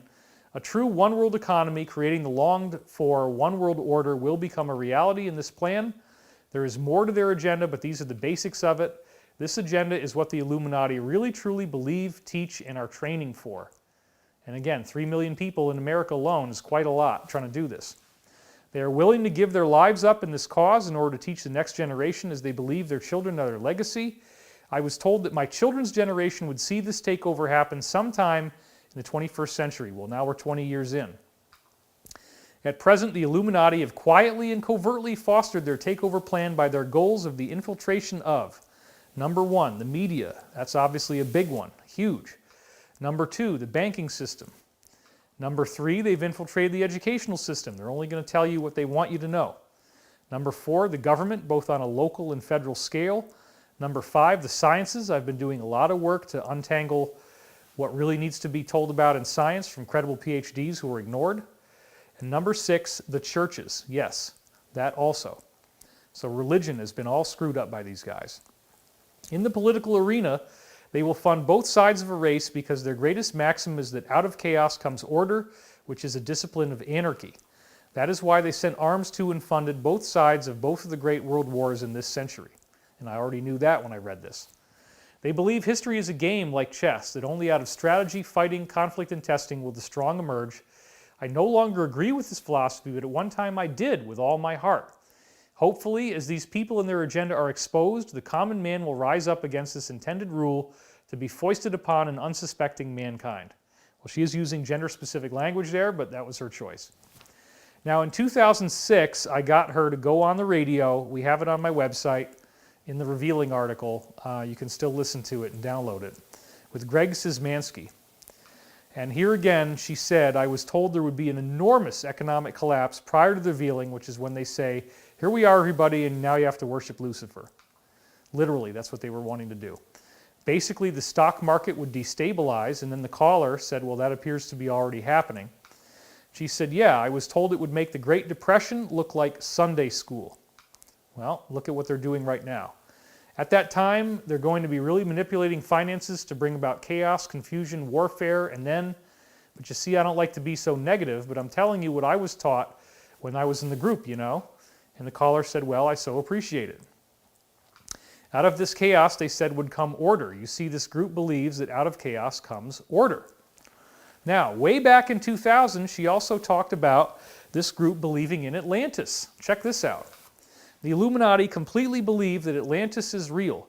They teach it to their children as part of their oral history. They believe Atlantis was one of the greatest civilizations that ever existed and one of the most advanced. What they teach, their take on it, is that Atlantis was a great race of highly intelligent people who had a highly advanced faith and were highly enlightened. But then what they teach, the Illuminati children, is that there was a prophet of the enemy. They think God is the enemy, right? So a prophet of the enemy, who was actually a prophet of God, came and foretold that they would be destroyed if they didn't change their ways. They were definitely occultists. They were Luciferians on Atlantis. I don't really think that's true, but the Atlantean stuff has been reoriented into Luciferianism. But she thinks that was their religion, okay? I don't agree with that. In fact, a lot of the advances that Atlantis enjoyed were passed down to them through supernatural means. That is what I will say, probably meaning extraterrestrials is what she's referring to. So they laughed at this prophet. In fact, they killed him. This is what they tell you in the Illuminati, apparently. Sometime afterward, we were taught that a few inhabitants escaped, but tragically, the great city of Atlantis was lost. The Illuminati to this day mourn the loss of Atlantis because they feel that the last few survivors who were left among the great people who helped found the what you would call the precursors of Illuminism. She's obviously was going to say Freemasons and then stopped herself. Now, this is really interesting because one of the pieces of intel we've gotten for so long is that there was going to be this Antarctic Atlantis thing. So she's alluding to a lot of stuff here, but the idea being that Noah's flood actually is all the way back to the Atlantean catastrophe, and the hidden continent is actually where Antarctica is. That the Earth shifted on its axis, the continent that had all this advanced technology on it, all these pyramids and stuff, flooded, and then the ice quickly froze into glaciers based on its new position on Earth, and there's all these artifacts down there that we're going to get to see. We're going to be shown this. Now, part of the partial disclosure Tom DeLonge to the Stars Academy of Arts and Science plan, as Tom DeLonge himself said when he was on the air with Joe Rogan and he was all twitchy, right, that they want to be revered as gods once again, and they're going to be telling us something about Atlantis, that there was this group that crashed here from somewhere else, and they survived on Earth, and they became the gods, and that's the Atlantean tradition, that they were essentially extraterrestrials who crashed on Earth, and now they feel that they need to take the planet back, that it belongs to them, and they think that they're better than everybody else. These people apparently did have elongated skulls, and they were a lot more intelligent than everybody else, and they ruled because of that. Now, again, that plan has not worked, but it's important to show, again, that the Atlantis connection was there with Savali all the way back in 2000. Now, the Alliance has successfully countered this nefarious plan, and I'm very, very happy to report this to you. This is not a bad thing, folks. The Federal Reserve, as of March 27th, and the new $2.2 trillion bill, has been taken over by the United States of America. This was the dream of John F. Kennedy, and it has now happened. So a couple slides from the last one. Kennedy was working so hard to defeat the cabal, and especially Executive Order 11110. I actually got that wrong. There needs to be one more one in there. It's 4 ones, where he stopped the Fed from selling off America's silver in the dimes and quarters. Because if we keep that silver, we have collateral to back up a new currency as the price goes up. So this, again, is like a very short-term thing in the 1920s where you had dollars that were payable in silver at the Treasury, and there's a $10 bill that's a silver certificate. Kennedy had said that he intends to expose a plot to enslave every man, woman, and child. He knew about this thing. He knew about what Savali was saying. And he was assassinated, and shortly thereafter they stopped making our coins out of silver, and they just tried to sell it all off, sure enough. But now Kennedy's dream is official, and the media is already portraying it in a very negative light. This is one article where it says, "The Fed's cure risks being worse than the disease." This is March 27th by Jim Blanco. And here it says right here, I just want you to see this here, in the middle paragraph there. In other words, the federal government is nationalizing large swaths of the financial markets. Here we go. So in essence, the Treasury, not the Fed, is now buying up all these securities and backstopping of loans. The Fed is acting as a banker and providing financing, and believe me, they're probably not doing it willingly, except that the alliance has forced them to. The Fed hired BlackRock Incorporated to purchase these securities and handle the administration of the SPVs on behalf of the owner, which is the Treasury. So look, this is not something that they wanted to do, okay? This is not the plan that the Illuminati had. This is, remember, the Federal Reserve is a private corporation that took over the financial system as of 1913, and we've lost 99% of the value of the dollar since that happened due to inflation. They are not our friends, and they are a foreign entity. They're not even in the US. They're British, mostly British bankers, and they are part of these too big to fail banks. So the Federal Reserve is literally these wealthy British billionaires controlling our currency with the intent that at some point they would reveal themselves and what their religious beliefs are, that they have this weird cult, and that they wanted to take over the planet. Well, that's all gone away. They've lost that power. And Trump has taken back the control of the Federal Reserve. It is so amazing that, and we were talking about this, the nationalizing of the Federal Reserve, that we're going to get Treasury notes, not Federal Reserve notes. People didn't believe me. They said that's impossible. How could that happen? Even before Trump ever won the election, I was talking about this. And it actually happened because the alliance's plan is succeeding, and this is a big, big part of it. If America's in control of its own currency, that means that these guys are not. The alliance is going to come out very soon after the 3 days and tell you what's really going on, and it's very, very amazing. In other words, it says in this article, the federal government is nationalizing large swaths of the financial markets. The Fed is providing the money to do it. BlackRock will be doing the trades. This scheme essentially merges the Fed and the Treasury into one organization. So, he says with such scorn and hatred in his voice, meet your new Fed chairman, Donald J. Trump. He just can't handle it. He can't handle it. He can't handle what's going on. But honestly, this is the media. I mean, this is the way they really are. They don't like this. They don't like the guy. And that's okay. You know, if you want to think he's bad, that's fine. But there's a lot more going on here. That's why the media was relentlessly attacking him for so long. Okay? There's a very strong likelihood that mass arrests are about to happen.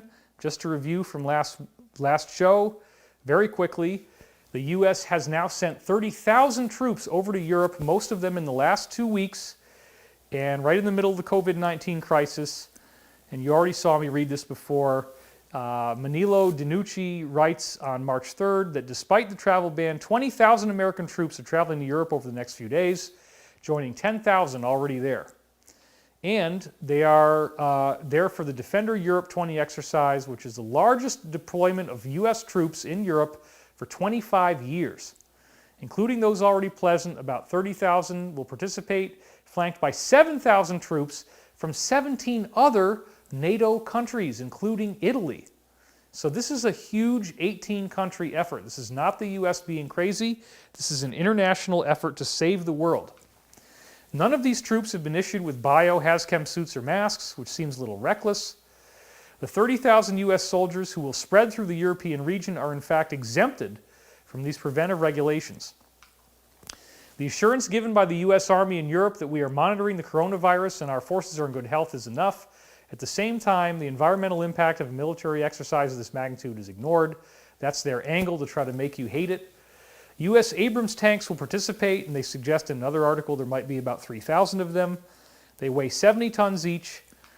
And they have depleted uranium, which again is horrible. We don't like that, but you know, it is very powerful for getting through armor. Each tank consumes 400 liters of fuel, producing heavy pollution to deliver maximum power. So, that, I was thinking that the arrests were already happening with that exercise. That is not true. We got briefings on that. They are in position, but they are not doing the final stage yet. What we now know, and the briefing that I was authorized to give you, is that there will be a shutdown of phone and internet. And it's going to be 3 days. So we're calling this the 3 days of darkness. Remember when Q said it's going to be biblical? This is what they were really talking about. We'll get more into that later. As I said, I never thought I would be able to talk about this particular briefing. The first glimmer of it that I got was from Corey Good on Saturday, March 21st. He has multiple sources feeding us information. I had already done the video and discussed Defender Europe 20 as if arrests were already happening. That was the first video we did. The general, we have a couple guys we call the general, but the general called and laughed and said, nope, it's not happening yet. Nobody's been arrested in Europe yet. But he was amazed that I got all those details right. He said the final stage will involve about 3 days where we do not have access to regular phone calls. You can make emergency calls to 911 or other things like, a hospital, I guess. But you're not going to have the internet or the phone. And they want you to know about this so that you don't freak out and commit suicide, I guess. A lot of people they're worried might do that. But they have to go through this. So there will be an emergency presidential broadcast system that they will use. The QAnon source talked about this December 19th, 2019. They will use a national presidential alert system. And why was this created and tested? For political and information warfare. During these 3 days, they believe that they're going to be able to get everybody. They've got it all planned out. How they're going to get this thing done. They think they can get it all done in 3 days. It might take a little bit longer, but they probably will get it done in 3 days. And it's going to be fast, probably 24-hour-a-day shifts that these soldiers are working. So this is a text from Corey where he said, I sure hope the arrests are going on. I was also told recently that all communications except 911 would go offline. I am not sure if they mean cell communications only, but they did say the internet would slow to a crawl during any actual mass arrests. Then the National Emergency Network would come on, just like you had said in the last video. With the virus scenario, they may not need to take communications down or shut down electricity in regions. We are not hearing they're going to turn off the electricity. That's very important. This virus, the cabal's last-ditch effort, may be the perfect screen for the alliance to do the arrests. I am just hearing majorly conflicting information on that from my contacts. That is not conflicting anymore. The general was hearing it in the beginning, but then said it was called off. This is going to be happening. They are going to do it now. I am also hearing there are very strange troop movements, National Guard, but also elite Marine units who specialize in breaching compounds have been seen moving around in a frantic manner on their base. I can't remember which one. So here's another thing. These military units have been planning to do these arrests for years, and they have been in warehouses where they have lines of tape and they've taped out where the compounds are that they're going to have to go into, where the doors are, where the security cameras are, how to get in, how to get out, how to get the people out alive and safely. They don't want to kill people. They want these people to be on trial. This is not a mass murder. This is an arrest. But they are going to go in there to get these folks, okay? And apparently there's nothing that these guys can do to run. So it doesn't hurt anything for me to be leaking this intel. I was very clear on that before coming out with it. But this is very exciting. So let's go back to the slide. FEMA was gearing up some camps that had been set aside, but they were not being set up in a pattern that would be expected for a pandemic. It appears that the FEMA camps will be used as temporary holding prisons for the people who are going to be arrested. Isn't that ironic? It repeats back on the people that built it for us. So much speculation, even among the top brass, because over a week ago, all the proper briefings have stopped and communications went down. We are now running silently. We are also told to expect a lot of strange earthquakes around areas you would expect secret bases to be at. That did happen in Utah. You might have noticed a few other places. Communications being down and troop movement is going on for sure. This is way too much overkill for a virus outbreak of this magnitude. And the general was even saying there were rumors of using this situation for the economic reset. Wow, we're up to 30. We have 36,400 people watching right now. That's pretty awesome. Thank you. We have 5 different sources who independently said the same thing to Corey Goode. So these are people who built up trust. I've met some of them myself. Some of them I haven't. We have some of the same sources. We have some different ones. 5 different sources have basically said that there would be 3 days with no phone and no internet. The other utilities would be on. Your phone starts giving off the emergency broadcast system. You hear this crazy sound. It starts talking to you. Please remain calm. Remain in your house. It was something like this. More information will follow. Please remain calm. Please stay inside your house. It'll be something like that. You're not really going to be knowing what's going on when this happens. They're not going to tell you this is the mass arrest. So some people are going to have a serious dark night of the soul when we go through these 3 days because they're worried that this is the end, okay, and that this is martial law and this is a government takeover. That's not what it is. The real takeover was going to happen if the Illuminati had not been opposed by this amazing group of military and intelligence officials, not just from the US, but all over the world, that are working to make sure these plans don't succeed, which once again, after the only 3 days, what we're hearing is that everybody's going to get the truth. There's these 8-hour chunks of data. They're going to run 3 times a day. You got to watch the whole 8 hours to get the data.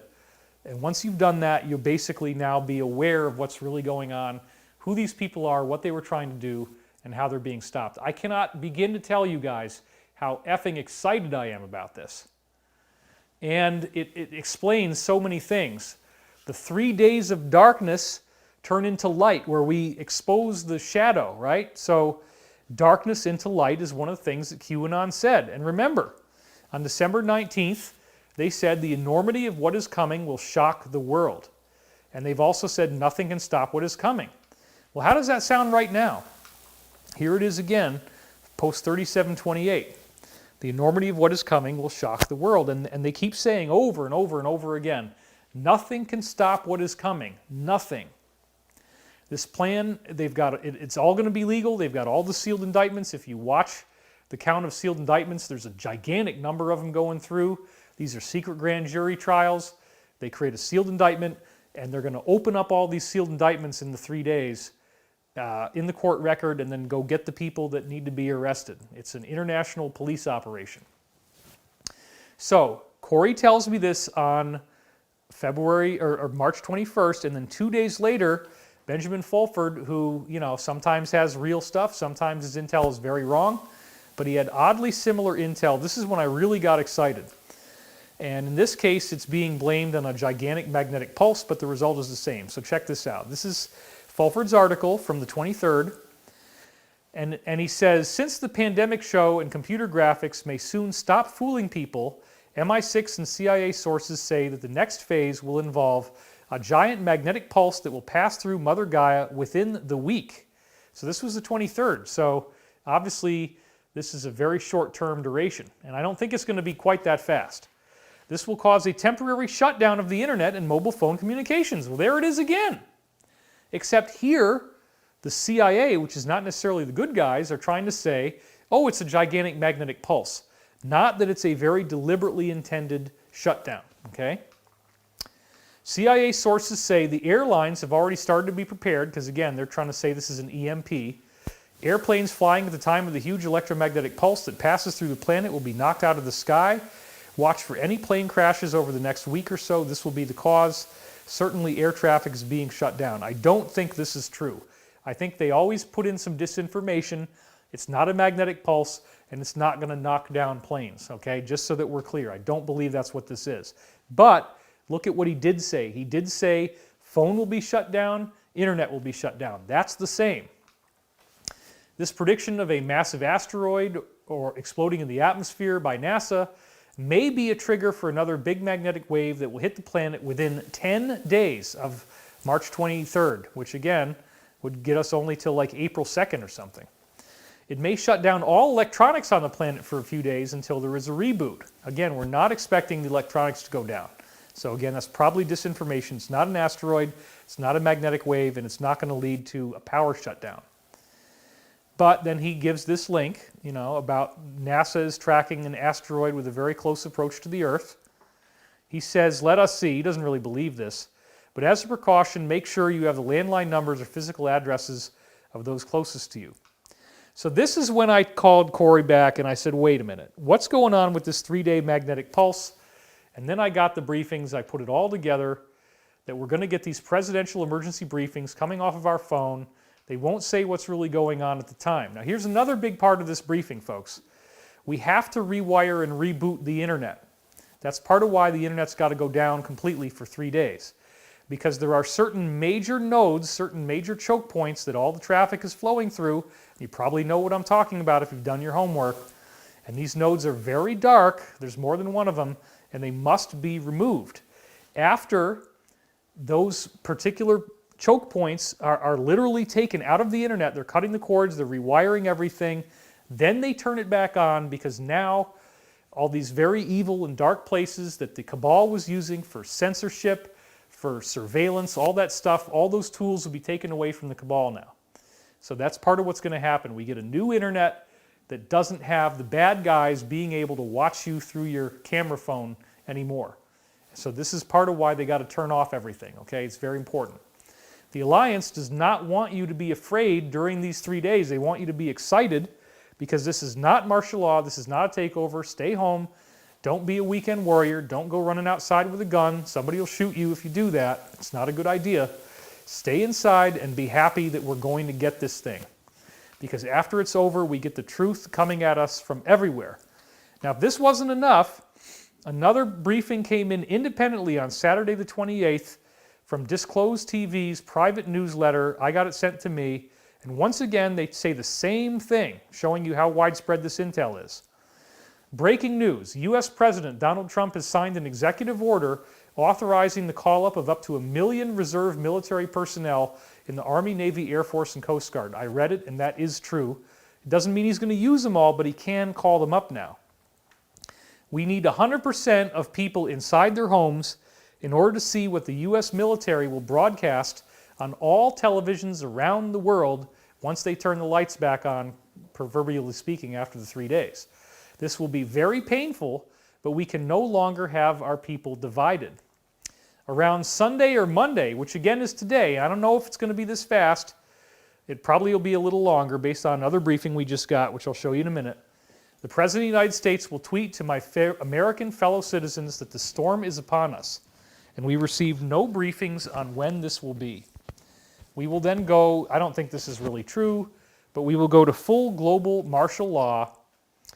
And he says the chances are, if you're the president, that you'll be on board your military plane, Air Force One, when you send 7 presidential messages to all televisions and phones around the world in the emergency broadcast system. From all of your global armed forces through the U.S. Armed Forces, in the U.S., they will shut down all internet media and phones and all television programming for the U.S. military. Only the emergency services will be working. Then they will broadcast 10 days of 3 times 8 hours. So the same shift, 8-hour shifts for 10 days, and you got to watch one of the 3 shifts of video confessions, military courts, and a lot of evidence for the scandals that we listed in our article on the storm, which again is a lot of the same stuff I'm saying. While this is happening, they will eliminate the world government and carry out global arrests with 500,000 criminal charges. And then they have various plans of how this new financial system will be in place. I don't know if those are really going to happen, but there's Gesara and Nessara. They might not happen quite that way, but it is going to be a complete rewiring of planet Earth. Now, I want to be clear. He was saying it could be today or tomorrow. Obviously, I did wait. I wanted to be ready with this show. We have no idea if this is going to happen or when this is going to happen. So don't hate me if nothing happens, but I sure do think it's going to be something. But enough different sources have converged that we had to speak. We did get the authorization to disclose this information. And then yet another source, just today, gave me this briefing. Now this source is a completely separate individual. So we've got Fulford saying it's going to be a magnetic pulse. We've got Disclosed TV that got very specific information from somewhere. And then we got Corey Good, who's got information from 5 different sources that has been saying this for months, that the big thing we've been hearing for a year, the big thing was going to be in the spring of 2020. And we didn't know exactly what it was going to be, but they told him there would be 3 days of darkness without the internet or without the phone. They turn everything back on, and now you get the truth. Okay, so during those 3 days, the arrests happen, and this is what's happening now. This source is a completely separate friend, and that friend is telling me that we are going to have, he's got a friend in the State Department, he's connected, he's got definitely real connections, and this is exactly what he texted me just today, having no idea what I was about to leak here, so it came in from another source. He said, I heard something about a media shutdown that will take place between April 1st and 10th, when a lot of indictments will be unsealed, ending on Good Friday. I'm hopeful. So there again is a very similar piece of information, except now it's gearing towards Good Friday at the end of the 3 days. And remember, Q said it's going to be biblical, and look at what's happening. So I only came forward once the new briefings revealed that this would be safe. The Alliance has authorized me and certain others getting this information to tell you this so that you don't freak out when we go into the phone lockdown part. And this has now made the QAnon prophecy far more interesting because I'm realizing that they're building this whole concept of the mass arrest around the idea of ascension. In the Law of One material, which is my source text, I've used it for many years, and I only use this text because it's so accurate. There's hundreds of different specific things it says about science that turned out to be true. It is completely remodeled science. It's got a whole amazing philosophical background, and it's got lots and lots of things that have proven to be accurate. So it appears to have been derived from extraterrestrials telepathically, but I do not lump it in with the other sources of channeling. The only things that I would say are similar to the Law of One would be like the Edgar Cayce material and the Seth books, and really that's about it, okay? But it does appear that actual extraterrestrials did communicate telepathically. They gave us a much higher level download of information than we've gotten from anywhere else, and they talk about this change in the world that they call the harvest, and a lot of people got freaked out about that term. But they use that term because it's in the book of Matthew. There's several places in there where they refer to the Bible very specifically. They use the term everlasting rock, which is out of the book of Isaiah. They use the term harvest, which is out of the book of Matthew. They use the term logos, which is the Greek term for word. Okay, they use that a lot. So in the new book, which hopefully is going to come out on June 2nd, they tell me it will, it's called Awakening in the Dream. I've got a gigantic 500 plus page download on the Law of One with over 127 quotes from the Law of One. So please get on the pre-order list for Awakening in the Dream. This book, I wrote it saying, and I handed it in the day before Wuhan went into lockdown. I was working my tail off. I'm not able to do anything more. So whatever the book is, it's only going to be what I'd written up until January 21st. But I took a huge gamble based on all the prophetic dreams I'm getting and all the data I was getting, and I said in the book that I believe by the time this book comes out, there will have been a major change in the world that will make this make more sense to you. It sure looks like that's happening, and I'm doing a class called The Great Awakening, which is going to be getting you that intel in that book before, if you don't want to wait for the book to come out. If you're so excited about what I'm going to say in the book, which you should be, frankly, we're going to put out all this stuff in advance in this class. It gives you a way to support us, and it's totally new information from what I did last year when we called it Ascension Mystery School. This is going to be called The Great Awakening. I'll have more on that in a minute. But they use the term harvest in the Law of One series to describe this multidimensional shift that we go through as a planet. Now, isn't it interesting that QAnon, which appears to be the real good guys in the Alliance, said on November 16, 2019, the harvest will soon be delivered to the public for consumption. This is post 3599. That's exactly what it says in the Law of One. It's a biblical metaphor, okay? And then they say on November 23rd, it's going to be biblical, the Great Awakening. Well, I thought that I understood what they meant when they said it's going to be biblical.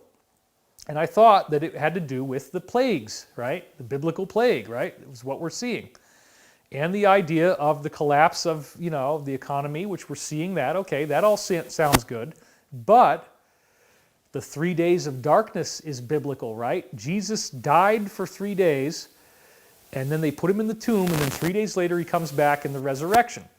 So isn't it interesting that the Alliance has chosen to do 3 days of darkness, as almost as if, and this is what I'm now thinking, okay, that there are positive angelic beings that are working, because this is what most ETs are actually, is angelic positive beings that are, there's only a very small percent, like less than 5% of them, they're evil, but they're very evil. That they have crafted this so that we get 3 days of darkness on earth, followed by a resurrection. Now, at that point, we have many years worth of articles and documentaries that will be emerging. And then back to the slide, they did tell us on Valentine's Day this year that we're going to get a world televised sit-down. This is Q once again, 3862. Look at that right there. It says, number 1, allow for public dissemination of critical facts prior to a world televised sit-down.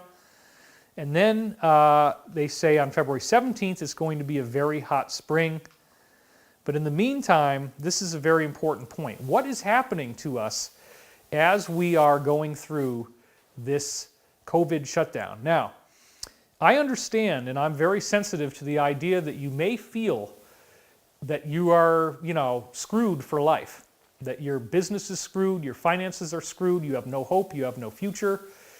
But they are already going to be paying everybody $1,200, and they've said they're going to do more if they need to, if it lasts longer.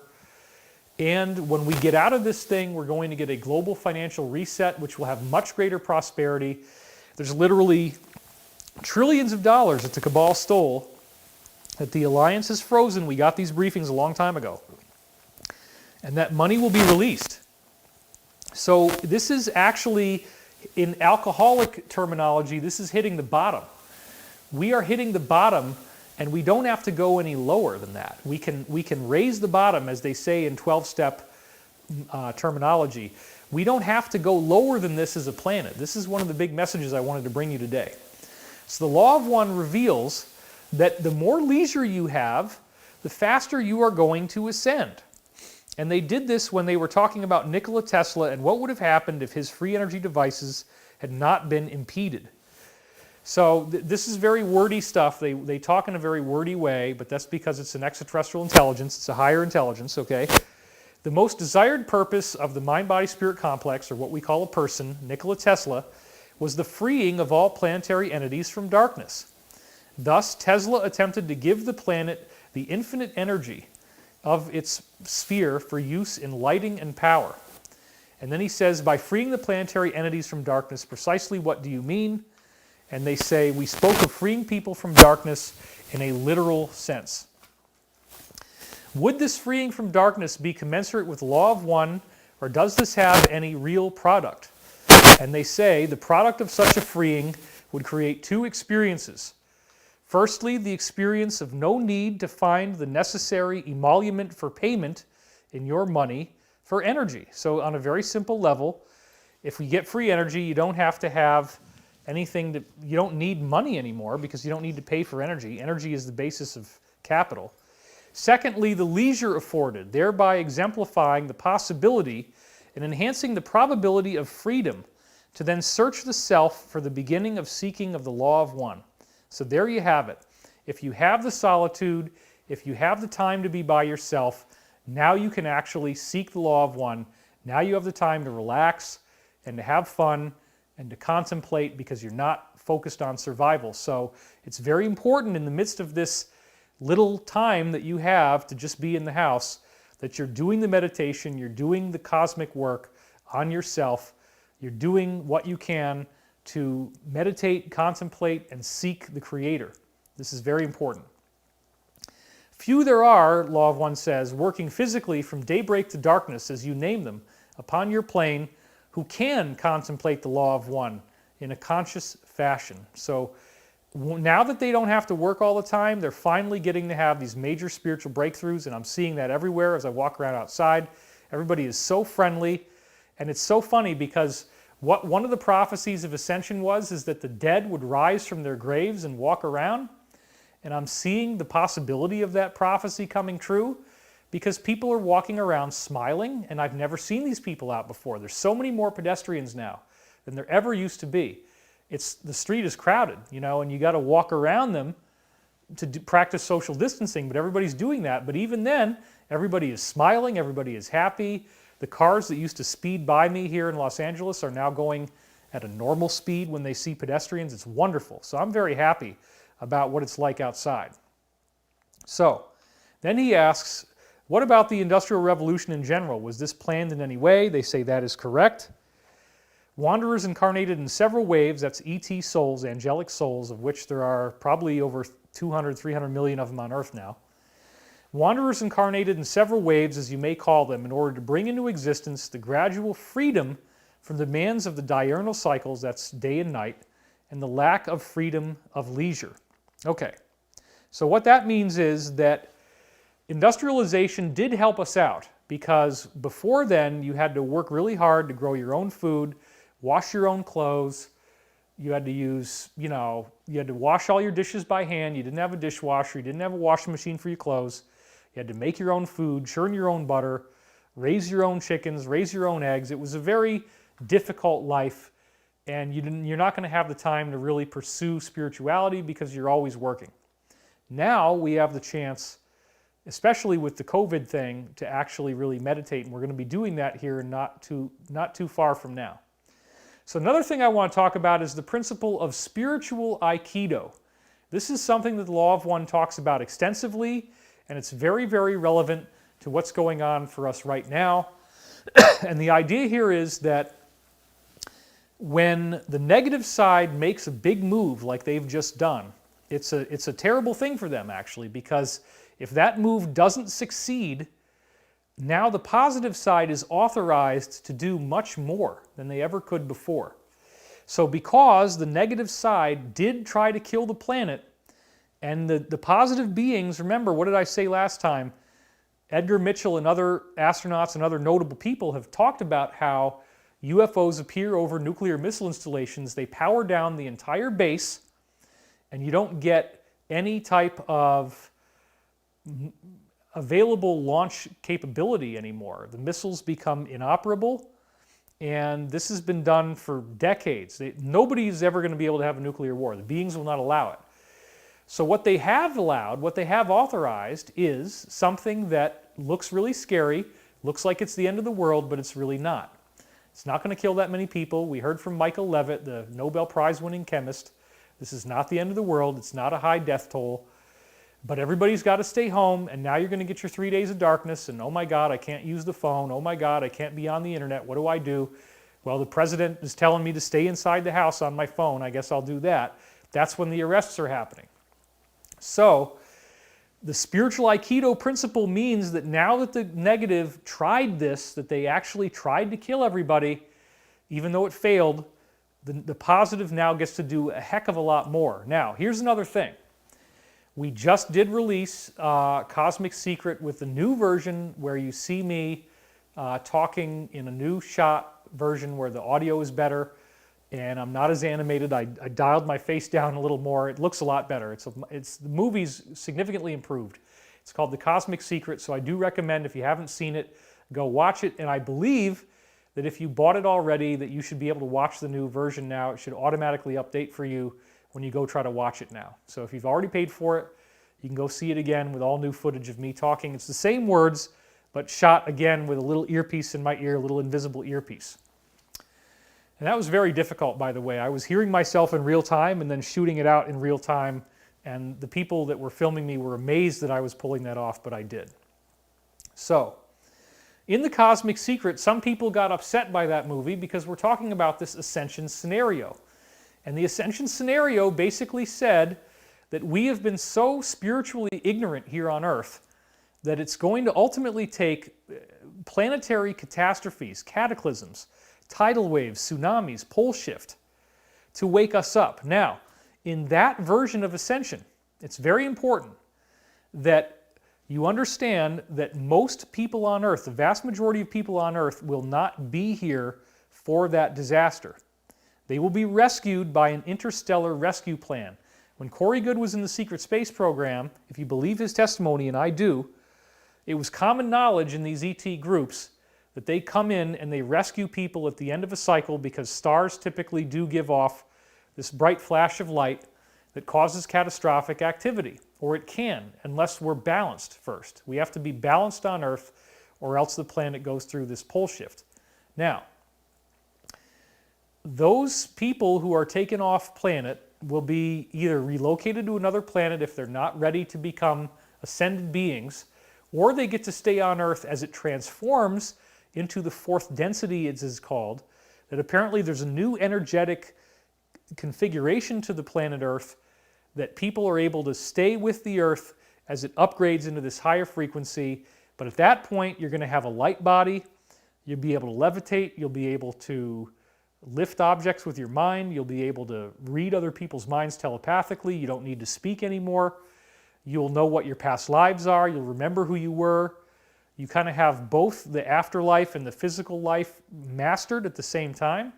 It's a really, really amazing prophecy, the Ascension prophecy. You become like a superhero, and you think about all the superhero films that we've had, and all these people flying, and all these people doing these amazing things with their hands and energy and stuff. This is literally like a prophecy of what will happen to those people who ascend. And again, the higher beings, like the Law of One, like all the great spiritual and religious teachings, they all tell us you just have to be nice. The Law of One even quantifies it, that you have to be 51% positively oriented, service to others, where you actually want to help people, and then you can be up to 49% manipulative, conniving, controlling, and evil, and you're still going to make the ascension. So it's not that hard. It shouldn't be that hard. You just have to be more interested in helping people than you are in causing them pain and fear and living off of them and getting them to work for you so you have it easy and they work hard, which is really what the cabal is doing. They are not at all doing an equivalent amount of work for the kind of money that they control. They just are in power and they've had the gun. So there are many scenarios in the Law of One that talks about how we could go through this thing with catastrophes. We will be rescued from them, but they will happen. Only the most evil people would be on earth to hang out through those catastrophes. However, the Law of One does say that there is the possibility of an event where we don't have to go through earth changes. And I am so excited today because I believe that what is happening with this actual shut-in is the possibility that we don't need earth changes. The Law of One talks about a single fine moment of inspiration, that there is the possibility that we could have this happen on a global level and eliminate the need for the earth changes, and we all get to ascend together. The whole planet gets to go into fourth density together. Wouldn't that be fun? If we can just frickin' learn to love each other and be nice and stop fighting and stop being mad at dad or mad at mom or whatever the heck it is, personally or globally, okay? Here's the all-important quote now where they say we don't necessarily need to go through any catastrophes of physical nature. So check this out. The prophecies made by Edgar Cayce indicated many earth changes, and I am wondering about the mechanics of describing what we call the future. What is the value of a prophecy such as Cayce made with respect to earth changes in all of these scenarios? Now they say, they're making an analogy, they say, consider the shopper entering the store to purchase food with which to furnish the table for the time period you call a week. Some stores have some items, others a variant set of offerings. Maybe now they don't have as much because of the frickin' shutdown. We speak of these possibility-probability vortexes when asked with the understanding that each of these prophecies, if you will, like Cayce had, would be equivalent of a can or a jar or a portion of goods in the store. Okay, we got that. It is unknown to us as we scan your time space whether your people will shop hither or yon. We can only name some of the items available for your choosing as you go through this ascension process. The, shall we say, Akashic record, which the one you call Edgar read from, is useful in that same manner. There is less knowledge in Edgar's material, because Edgar talked about a pole shift, of course, of other possibility-probability vortices, and more attention paid to the one that is the strongest and most apt to happen. We do see this earth change catastrophe vortex, but we see many others. Edgar's material, they actually use his first name, Edgar's material could be likened unto 100 boxes of your cold cereal, another vortex likened unto 3 or 6 or 50 of another product which is eaten by your peoples for breakfast. All right, let me move this microphone again. Sorry about the scratchy noises, folks. We're working on it. That you will breakfast is close to certain. The menu is of your own choosing. The value of prophecy must be realized to be only that of expressing possibilities. There is no absolute future.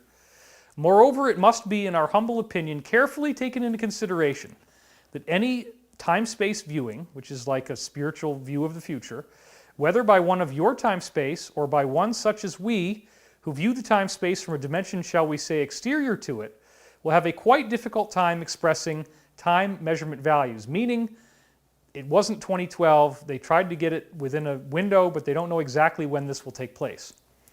Thus, prophecy given in specific terms is more interesting for the content or type of possibility predicted than for the space-time nexus of its supposed occurrence. So hang in there with me, these are very important quotes. Session 65, question 10. Given the amount of strength of the possibility-probability vortex, which posits the expression by the planet itself of the difficult birthing of the planetary self into fourth density, it would be greatly surprising were not many who have some access to space-time able to perceive the catastrophic vortex. The amount of this cold cereal in the grocery store, to use our previous analogy, is disproportionately large. Now, here's the bottom line, okay? The planet needs to evolve. The planet needs to turn into a heaven on earth, true paradise. The Illuminati, the Cabal, the Deep State, whatever you call them, they are playing the biblical satanic role in this archetypal story that we're all dealing with. Their time is up. Why? Because we don't need that anymore. We don't need any, there's nothing to be gained from an organized negativity on earth. Now before, the Law of One talks about this extensively. The Illuminati is a mirror, because what happens at home? You have molestation taking place at home, even from somebody's own parent. And then you're supposed to act like everything's okay. After it happened, you don't talk about it. It's all hidden. When you're living with an alcoholic and you're getting abused all the time, and then the alcoholic says, "Oh, you know I love you. And none of this is really me. I was just very upset that night," you know? And they give you all the flowers, or they give you the chocolates, and they try to maintain control. They never admit that what they're doing is wrong or that they're at fault. They say, "Well, you made me do this. You made me abuse you. Anybody else in my situation would do the same thing." Okay? That's the individual level, which then iterates into the collective level where these people are hidden and they're evil. And so because we have hidden evil in our own lives, it has to iterate out into the world as a metaphorical reflection, which is what the Cabal really represents. So once we learn how to break away from our abusers in our own lives, and we do that by actually doing that in our own lives, we are holographically healing the planet. We are saying to the collective bad guys, your services, if you will, are no longer required. We don't want this. We don't want you guys doing this to us anymore. We're done. It's over. And you guys, time has run out. When their time runs out, that is like an ascension phase, right? Because now we have the possibility of a golden age. Release free energy technology, release anti-gravity, prosperity, you know, no more financial adversity, no more hunger, no more poverty. This is what could be right around the corner, okay?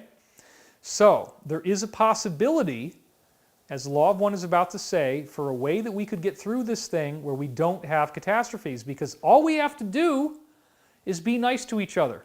Stop fighting. Stop being angry at Dad, whether it's Trump or whoever. Okay, Trump might end up doing something really cool and everybody's going to have to acknowledge that even if they don't like him. Yeah, okay, well, I don't really like the guy, but oh my God, look at what they pulled off. They nationalized the Federal Reserve. They got it back under U.S. control. They got rid of they arrested all these people. They got rid of all this corruption. They stopped children from being molested and killed. This is a good thing, okay? Yeah, it wasn't the hero that we wanted, but it's the hero we got for some people. That's how they're going to see it. Other people are just happy, and they're very much enjoying this video, I'm sure. All right, let's go back to this quote. Each person who prophesies does so from a unique level, position, or vibratory configuration. And there will always be biases and distortions in their prophecies because they are reading it in with their conscious mind. So then they say here, the angelic soul or the wanderer, it was the aim of the wanderers to serve the entities of planet Earth in whatever way they were requesting, and it was also the aim of wanderers that their vibratory patterns might lighten the planetary vibration as a whole, thus ameliorating the effects of planetary disharmony and palliating any results of this disharmony. So this is a very important point. I have this whole thing I've been talking about for many years. It's in my new book, More Than Ever, about the idea of being an extraterrestrial soul. I got awakened to this possibility when I read a book called From Elsewhere. It was in 1995 at the end of the year, and it said, you know, there was this questionnaire at the back, and it said, if you can answer these 12 questions in the affirmative, then you're probably an ET/angelic soul. And this questionnaire was the most amazing thing I'd ever seen. It was all the stuff about me that even my parents might not necessarily know. About being sensitive, having fantasies of spaceships, having fantasies of ancient civilizations, feeling like I had powers that I lost, feeling like my real parents were not my birth parents, but that there was some other. And I was having these dreams with this old man who felt a lot more like my father than my real parents did. That's just true. I mean, I do love my parents, but I always felt like something was off. And there's a lot of these weird characteristics. Being naive, having everybody take advantage of me because I'm so nice and I want to see the good in people, thinking that everybody is as smart as I am, thinking that everybody is as nice as I am, that they're not going to betray you. And throughout my whole life being surprised over and over again at how crazy people can get and how ruthless they can get. Some really bad stuff has happened to me. So anyway, let's go on with this quote. Specific intentions such as aiding in a situation not yet manifest are not the aim of these ET souls. They're here to vibe up the planet just by staying happy. That's your main job, is to remain happy. Light and love go where they are sought and needed, and their direction is not planned beforehand. So that's what we got to do. We got to improvise.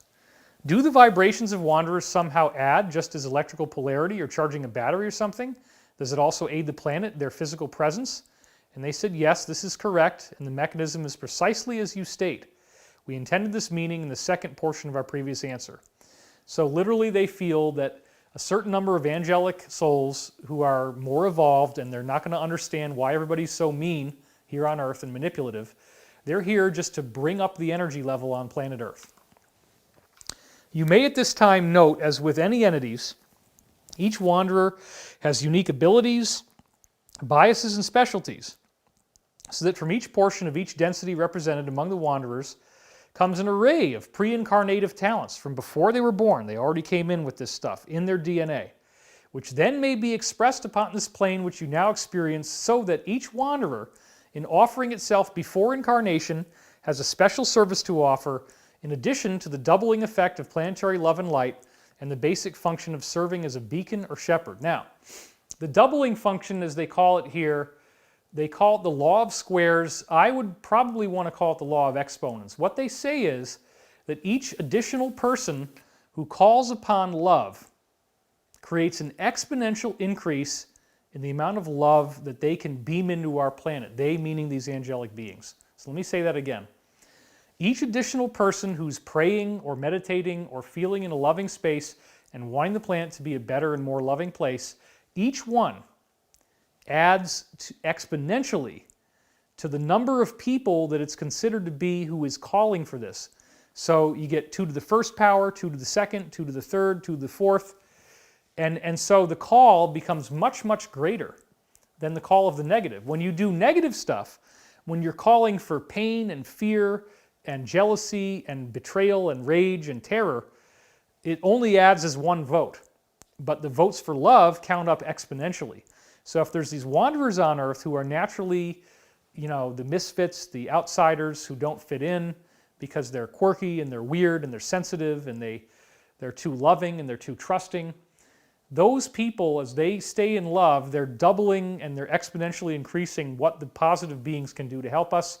All of this stuff seems to be coming to a head right now on Earth. It's really amazing.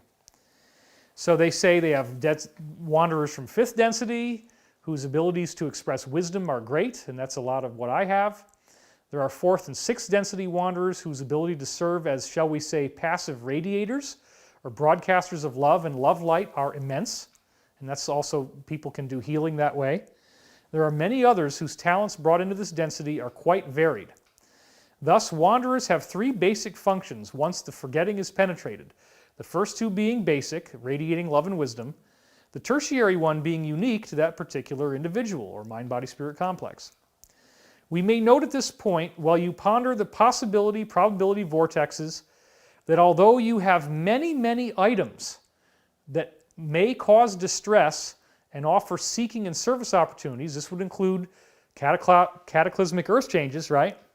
There is always one container in that store of peace, love, light, and joy. And this is, again, is very important because these guys appear to be the administrators for planet Earth. Very important ET angelic group, like what we would call seraphim or cherubim in the Bible.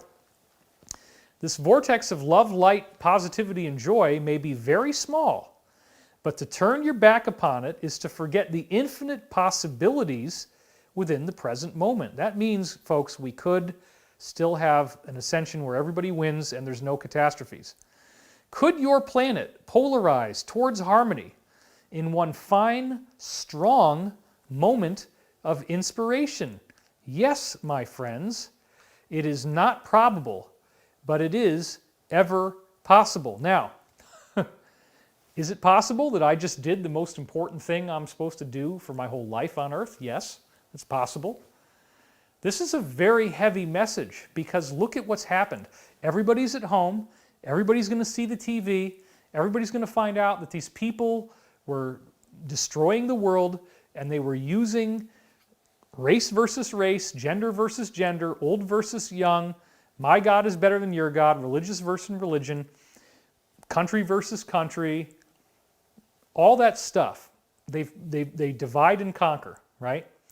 What if we just let this go? What if we stop hating on everybody? What if we have something to feel really good about? The bad guys have been arrested, and we have a single, fine, strong moment of inspiration. Yes, they say it is not probable, but it is ever possible. And in this scenario, we don't have to go through earth changes. Because the whole reason we have the earth changes is because so many people are not being nice. So this is where you come in. You watching this video, we have so many people watching live right now. And we have the power to do this. We have the power, we're going to do this group meditation soon enough here, but we have the power to transform the outcome. And this is not idle speculation. I am literally not kidding when I say that you have the power to go out there, make a difference, get people thinking differently, and actually save the planet from needing to go through these birth pains in order to have this thing happen. We could literally start to have telepathy, levitation, and be able to do this, and we're all here, and the world is the same, but we start transforming it, and nobody needs to go through horrible earth changes. This thing being shut in and then having this thing appear on television, one of the sources that Corey has had ET contact with, the priestess Kari, has said that we now appear to be on the optimal timeline for planet Earth. And I'm having very excited dreams. So I actually think it's possible that we might not have to go through that crazy catastrophe after all. They left this in the Law of One for us to find it and talk about it now. They want us to get it. They want us to get what it means to be nice, to treat each other kindly. That's already happening. There's a great spiritual awakening. We have the solitude of being at home. And if we can get along with each other, then we can all be part of a society that has a space force, that has high technology, where we're not in danger of earth changes, and we all get to become a galactic civilization. Wouldn't that be nice?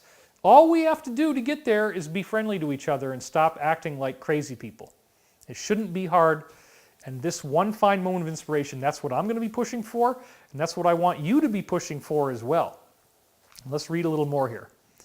Then, as these final days of the cycle transpire, if the harvest were to occur now, today, it would have a certain number going positive and negative, and a certain number of people repeating, which would be the vast majority, they say. That's the way it was. I'm going to assume that because of the catalyst which will be experienced, catalyst meaning difficult growth experiences, that's one of the terms they use a lot. I'm going to assume that because of the catalyst which will be experienced between now and the actual harvesting time, these numbers of people who are harvestable, meaning they can ascend, will increase. And then they say, this is the answer, in the event of mixed harvest, where you have people who are not loving on the same planet with people who are, in the event of mixed harvest, there is nearly always disharmony, and therefore added catalyst in the form of your so-called earth changes. In this assumption, you are correct. It is the Confederation's desire to serve those who may indeed seek more intensely because of this added catalyst. The Confederation is this angelic group, they say, is basically making sure we're okay. We do not choose to attempt to project the success of added numbers to the harvest, for this would not be appropriate. We are servants, and if we are called, meaning we have to pray, that's really what it comes down to, we shall serve with all of our strength. To count the numbers is without virtue. So again, you don't have to give up your religion. Any type of prayers you do are sufficient, whether it's to Muhammad or Buddha or Allah or Jesus, whatever. we could be hitting the bottom right now. This could be our planetary bottom. Maybe it doesn't have to get any worse, because the law of one just told us that there is a way through this where there are no big catastrophes. We don't have to go through the earth changes, and this Great Awakening, as Q is calling it, is our perfect opportunity for that to happen. And before we do the meditation, I want to lay this one more concept on you, and then we're going to get into it. I want to keep this under 3 hours, and I think we can do that. So chaos theory is another way that we can look at this thing to prove that everything's going to be fine. Chaos theory, of course, is the idea that a flap of a butterfly's wing can create a typhoon on the other side of the planet. It was really introduced in this book by James Gleick called Chaos Making a New Science. And there's a variant of chaos, less popular, known as complexity theory. And this particular book I read in the 1990s, I believe, late 90s, and it absolutely blew me away, by M. Mitchell Waldrop, Complexity, the Emerging Science at the Edge of Order and Chaos. And notice that he's got a sand dune there. Well, the sand pile is very important in this book. So here's M. Mitchell Waldrop. Now, this book has done very well. It keeps getting republished with different covers. Here he wrote a new afterword in this version. Here's another version of the book, the Emerging Science at the Edge of Order and Chaos. Okay, now what do we get in this book? The bottom line is that humanity is part of something that they call a complex adaptive system. Now, in a complex adaptive system, you have multiple agents who can interact where they have their own free will. Now, what he talks about in the book is that they built these little systems into a computer simulation where individual pixels were built in such a way that they had free will, they could move around with a very simple set of rules, and they could interact with each other. And what really amazed them was that life started to form in the computer. They believed it was life because the pixels would start to group together into these little snakes, and the snakes would go around and they would explore, they would find other things, they would get bigger, they would, absorb other pixels. And they had all the basic behaviors of life. But the most impressive work they did was with supercomputer sand pile simulations. Now, here's another version of the cover, and we're going to talk about that sand pile stuff in just a second. I mentioned all of this back in my original 2007 article. This is the first time I came out against the Illuminati. It's called The Revealing. It's very historic now. And February 26, 2007, this is when I took all the knowledge I'd gathered over the last 15 years and finally started to go public, because I knew these people were going to try to do this. The Revealing is where they reveal that they're Luciferians and they try to take over the planet. So here's what I say here. And actually, let's go back to the camera and then I'll read that in a minute. So we got to talk about the sand pile. This is very important, the sand pile simulation. Okay, so what happened is that these complexity theory scientists took a supercomputer and created a situation where you have an hourglass that's simulated inside a computer. They have individual particles that are falling down from one common point, and then they're forming a pile. What makes this very different than a typical computer program is that in this case it's a supercomputer, and they're tracking the exact pressure and direction of pressure on every single sand particle in the entire sand pile.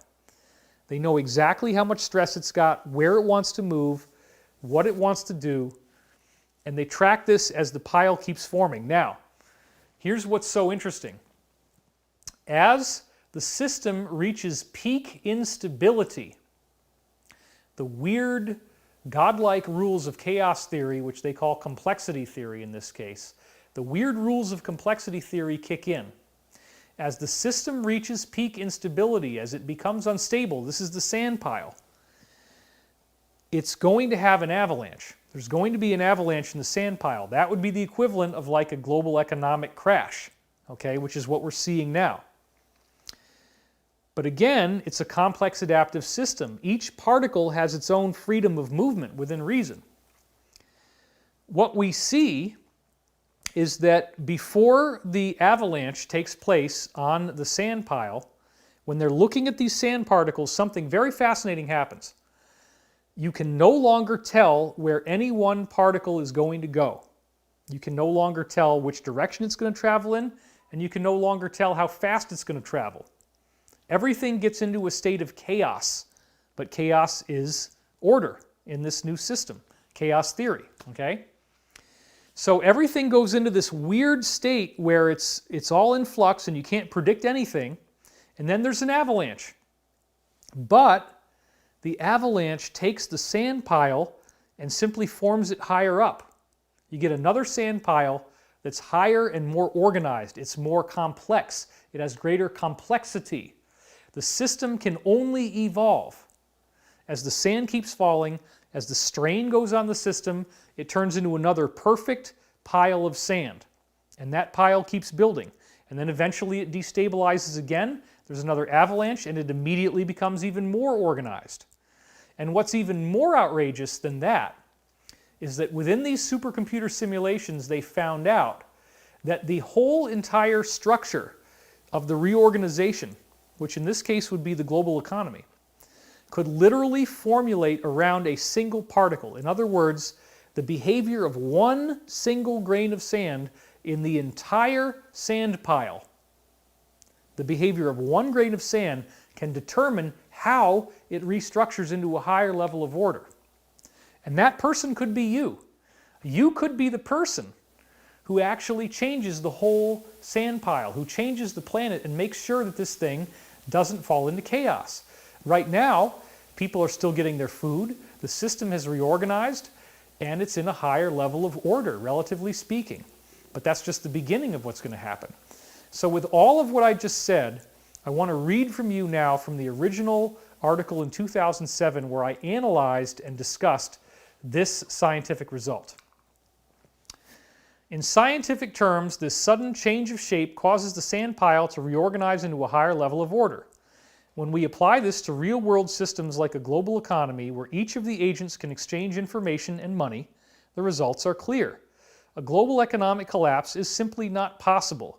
Our systems are far too interconnected and chaos theory really works.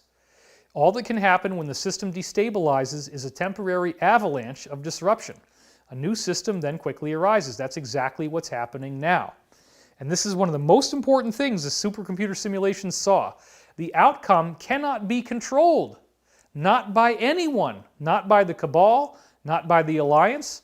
It's just going to be an outcome that nobody can really control exactly what's going to happen. All we do know, based on the supercomputer simulations, is that it will be better and more organized than the previous system was. And the science shows that even a single agent within the system can become the focal point for the new change. Well, this is very, very exciting.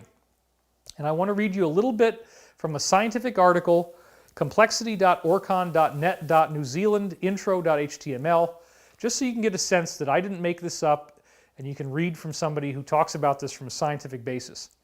A complex adaptive system is a complex system, like the economy, that has the ability to not only respond to its outside environment, but can adapt to become more efficient within its given environment. That is what's happening to us now. If we get free energy and anti-gravity, it's going to be awesome. That means the system can learn. All forms of life are complex adaptive systems. Our economy is learning, and it's going to turn into something more evolved now. Plants grow towards the light, animals seek out food, and humans work to develop their careers to give themselves better advantages and better income than other people around them. That's normal. Complex adaptive systems are formed by a number, usually large, of individual autonomous agents interacting intensely together, like human beings forming the global economy. This creates complex, nonlinear interactions that allow the emergence of new properties for the system that could not have been predicted beforehand. Again, there it is. You cannot predict the outcome. That's very important. The new patterns are often system-wide, in this case the global economy. When human beings get together, they form cultures and languages. These are additional examples of complex adaptive systems in action. So as painful as this process is, I do believe that we will get true freedom and full disclosure, and part of that is because, as we were talking about last time, it appears that the good guys now have access to Project Looking Glass technology. They mentioned this in the QAnon stuff. So there again, the simple version, the fast version is you have a barrel of water and you shield it off from electromagnetic energy. This is a weird technology that apparently came from Atlantis. You shoot argon gas in there, and then if a person walks up to this thing, and again, those posts, the white posts, are taller than a human being, there's this big, big amber area, and whatever you're thinking about in the future can be seen, and they film it, and they study it, and that's how they tell what probability vortexes we're going to see in our future. And I also talked last time about this artificial Stargate, which is next to a pyramid. So where the word gate is in the top photo there, that word gate is literally on one of the old Egyptian pyramids, okay? And it's near Abydos, so this is in Egypt. Now the Egyptian pyramids are built on this weird global energy grid. So this was the testimony of Dan Burish, and he gave you the coordinates exactly where it is in the top left. So heavily armed Spec 4, those are soldiers, camera and audio stands, pylon. The pylons are around this device. There's a gate and a ring. So again, here's the actual picture that he drew of this Stargate. Now, what you're seeing there, again, is there's 3 pylons. Let's go back one more just to... So you got these 3 pylons, okay? And then you see what looks like gears around them. Those gears are not physical things. They are somehow energetic structures that you physically see. But the point is you have a triangle of them. There's a triangular area of these 3 pylons. And then in between where you have the 2 red discs there, you have one of these barrels of water. And you have to zap it with electromagnetic energy again. And then what does it do? It creates this slate gray ring. You can't see anything but the slate gray color. But yet when you walk through it, you will travel to another place. And then you also notice there, he has those little canisters at the bottom. Those are argon gas canisters because the whole technology requires argon gas to work. Argon is very useful for what we call charge clusters. We'll get into that in another talk. So again, he says here, area containing 3 rings on a gyro-driver device. I already showed you that before. And then there's the 2 red discs in between that apparently help to stabilize this.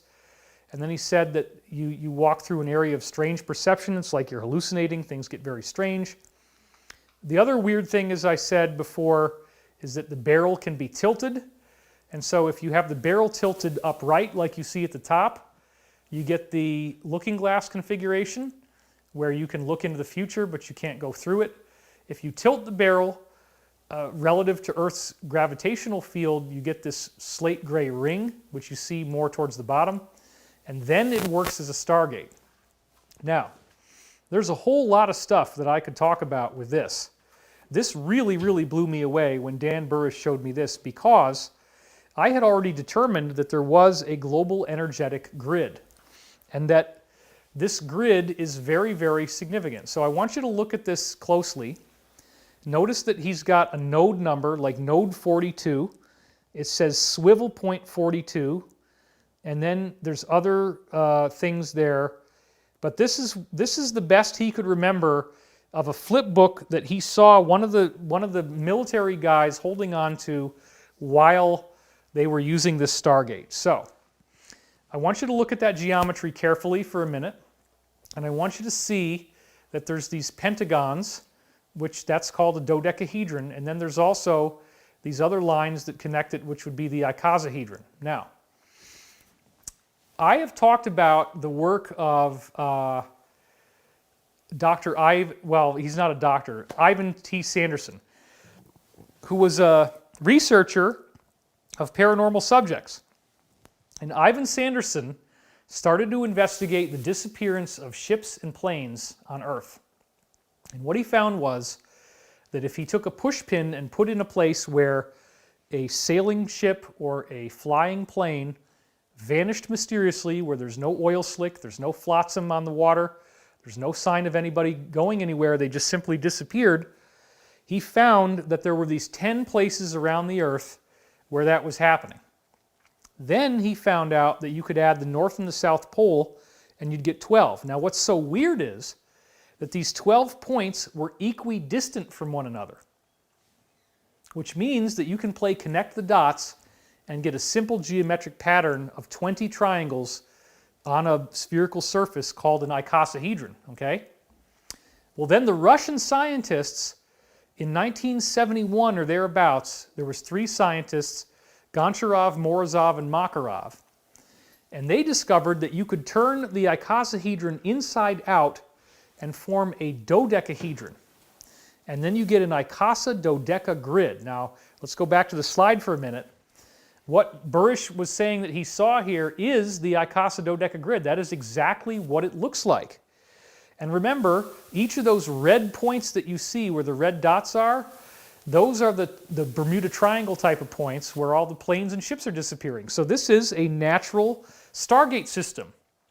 It's a natural system that works off of consciousness. If you have the right consciousness, apparently you could use this to travel. We can go back to camera now.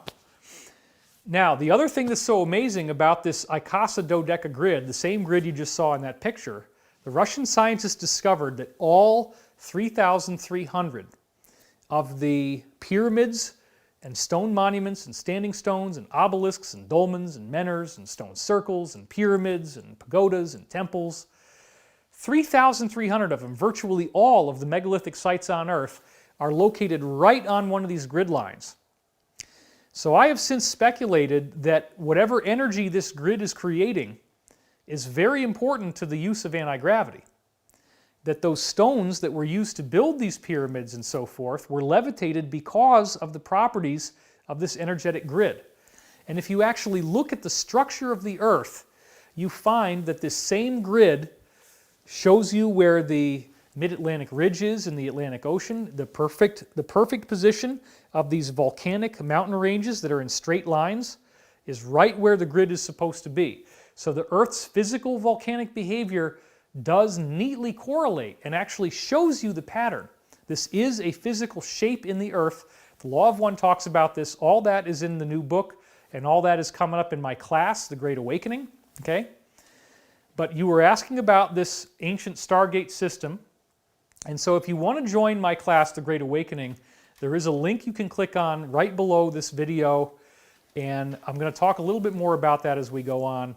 But I will never have blown your mind the way I will in this. We're going to get very spiritual, very deep, because I do believe we have a way to get through this thing without earth changes. I believe that this planetary shutdown, when nobody's dying that much, is the opportunity for us to get the fine, strong moment of inspiration. And so what I want to do is to help to train you to be as intuitive as possible, to understand how to download your information, how to understand the information your higher self is giving you, the training that you need to have, all those things to be able to help activate this path. That is what I'm offering. It's the best that I have to offer. It is a mystery school because we can't just put this stuff out online. It's high-octane teachings, not for everybody, but there is a little bit of an initiation to get in, which is the money. It's not that bad. And again, we're going to be getting the $1,200 checks, and we're going to be getting this global financial reset. So I really don't see this as any kind of end of the world thing. Now, when you go through a Stargate like the one that I showed you the image of, that is a jarring frickin' ride. That's called an ancient Stargate, okay? And there's different types. The one that I showed you is one type.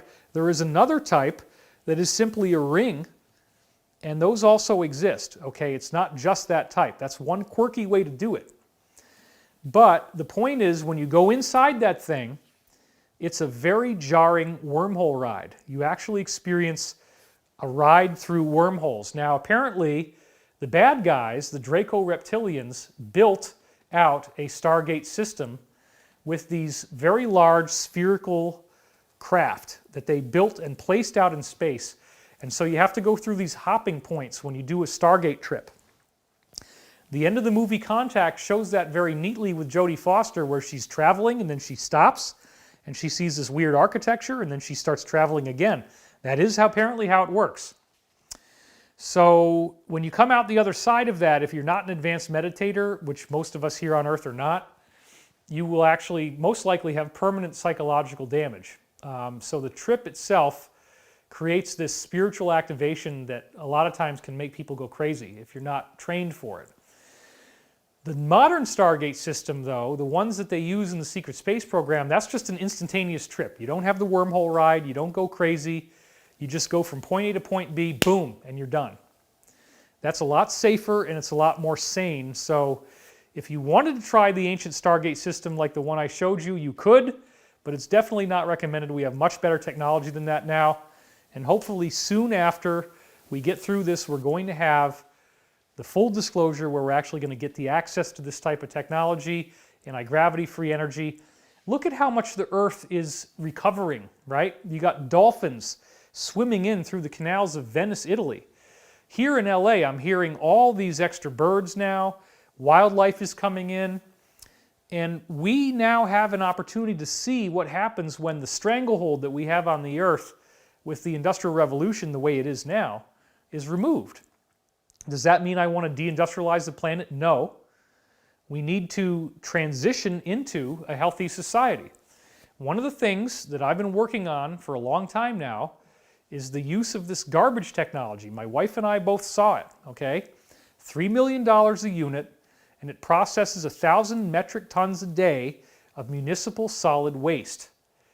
You can literally run through all the garbage that comes out of somebody's household through these machines, and the only thing that they produce on the other end is water and a fuel that we can use to fuel our machines as we're transitioning over to free energy, okay?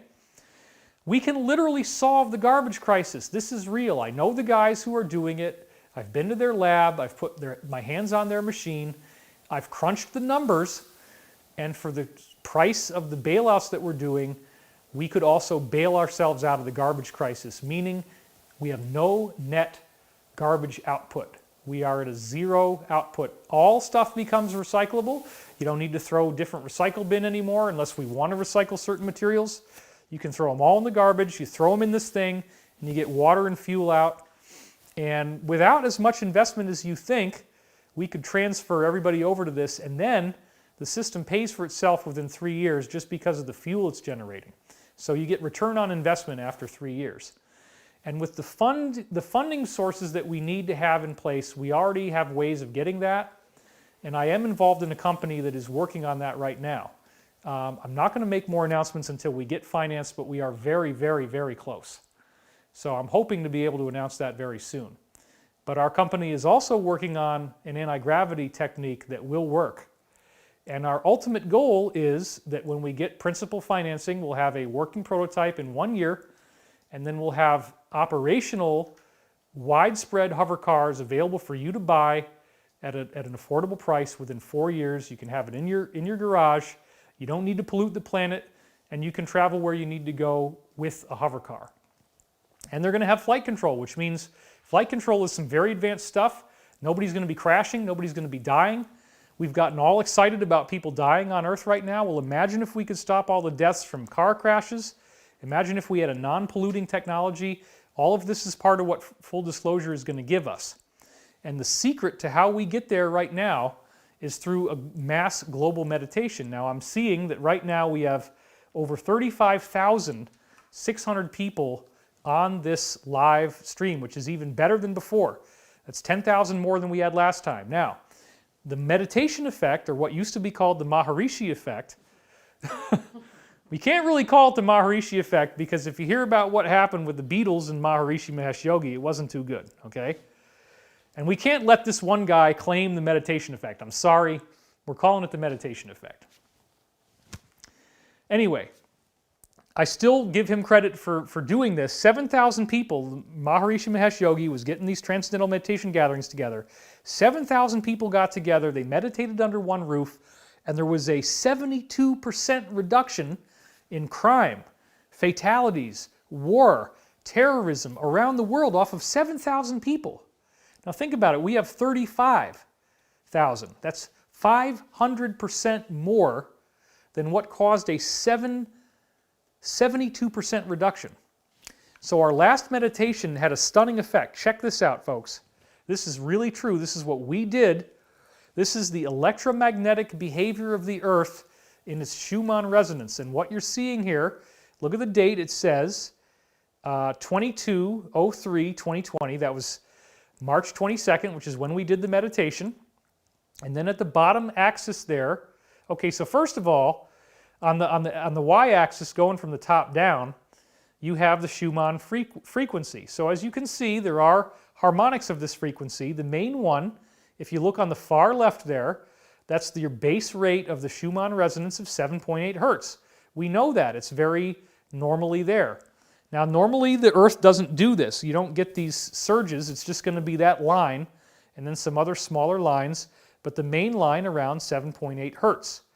We'll check out what happened as we do our meditation, folks. You see all that white?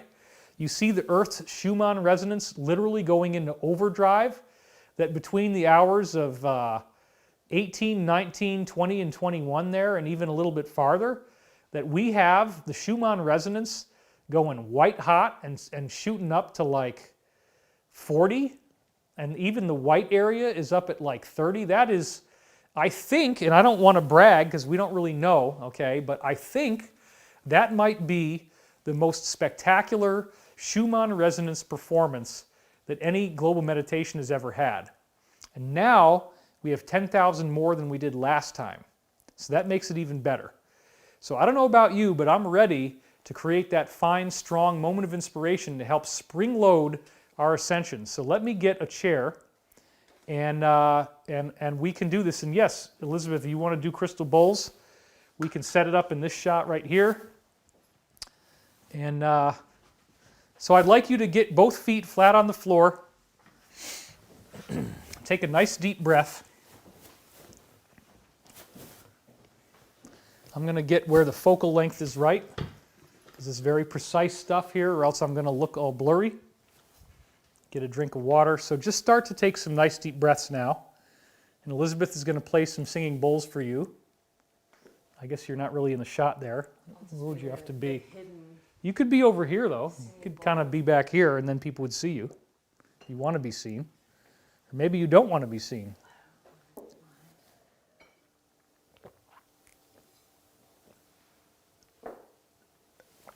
Elizabeth is a wonderful wife, and one of the things that she does is plays these crystal singing bowls. And so this is going to give us some great accompaniment as we do this.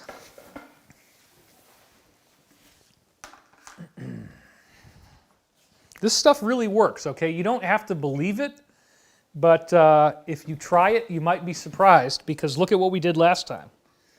And we'll get that graph. We'll see what we can do here. Let's see if we can spike the grid once again. All right.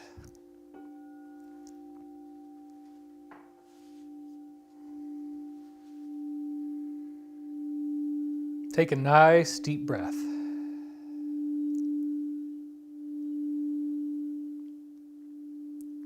And just let it go.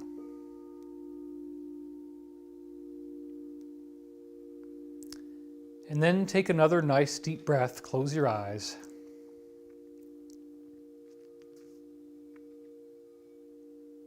And let it go.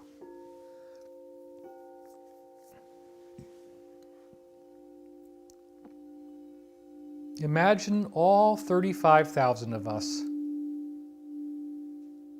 becoming more and more relaxed, together, as a group.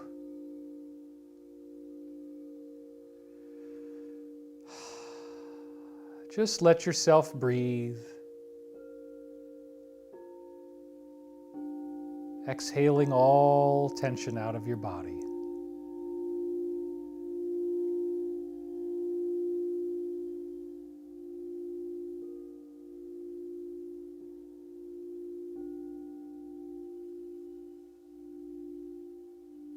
No matter what you do, your eyes are heavier and heavier.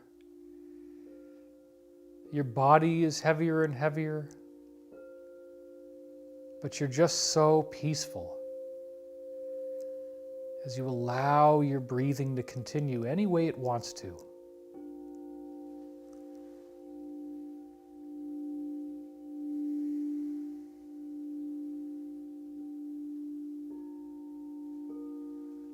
Notice how peaceful your mind is getting. Notice the clarity, the lack of confusion, the lack of fear. Isn't that nice? To just be yourself and become so relaxed. Every area of tension or stress in your body is fully relaxing.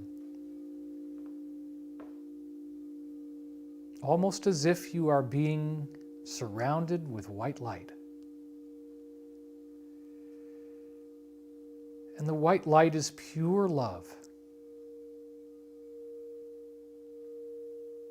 And you can allow that love in if you want to. Allow yourself to be worthy, to be a true child of the one infinite Creator. You are worthy of every kindness. You are worthy of love. You are worthy of happiness and peace. You are worthy of financial prosperity. You are worthy of intelligence and positive decisions.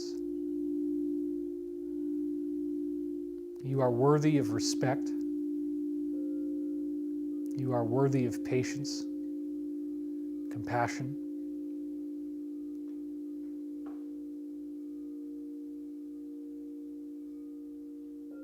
And you are so deeply relaxed.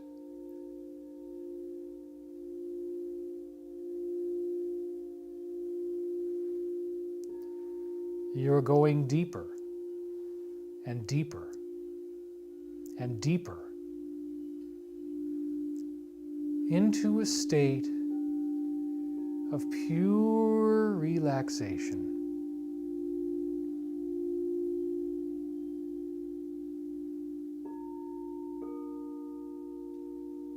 And I would now like for you to imagine the index fingertip of your right hand. I'd like you to focus on the index fingertip of your right hand.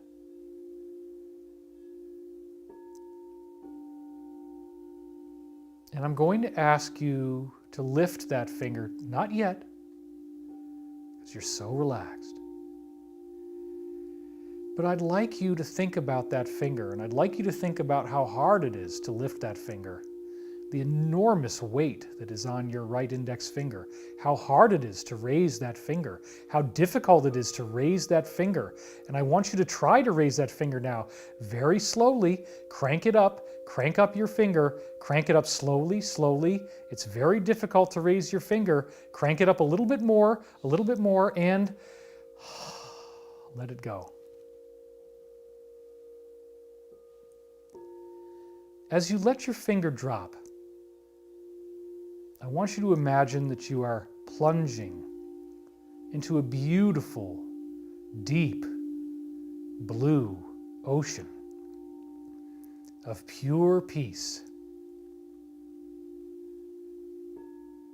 You splash in and you go deeper and deeper and deeper. Your index finger can be used as an anchor for you. And you can find that as your finger drops, you feel the water splash. You feel yourself splash into the water. Now I'd like you to raise that finger again, raise it up, feel the difficulty, all the tension, all the strain. Raise that finger, get it up there, raise it, and let it go. And be in the water. And as you drop that finger and you go into the water, you are becoming ever more perfectly and deeply relaxed. And you are deep in the blue, deep in the water. Such peace, And now, one last time, crank up that finger slowly, raise it up, all the judgment, all the anger, all the fear, the resentment, the repression. Raise that finger up, raise it, crank it up higher, higher, higher, and let it go. And become ever more deeply relaxed. Ever more deeply relaxed in this beautiful ocean of life and consciousness.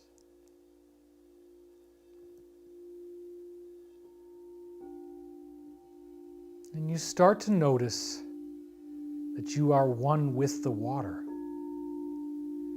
that you feel currents moving through your body, rippling sensations,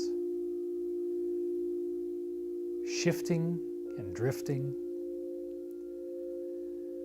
portals to other realities from the earth opening up, stargates that can take you on a journey into infinity, the great beyond to explore. Imagine the earth. Imagine the earth as a living being. You can access it through these deep blue waters that way.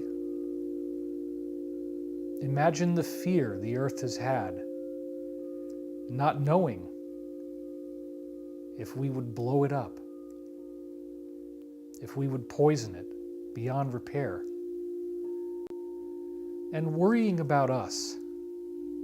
Will we learn to love? Will we learn to understand one another? Will we learn peace? Will we free the technologies that clean our Mother and Father Earth?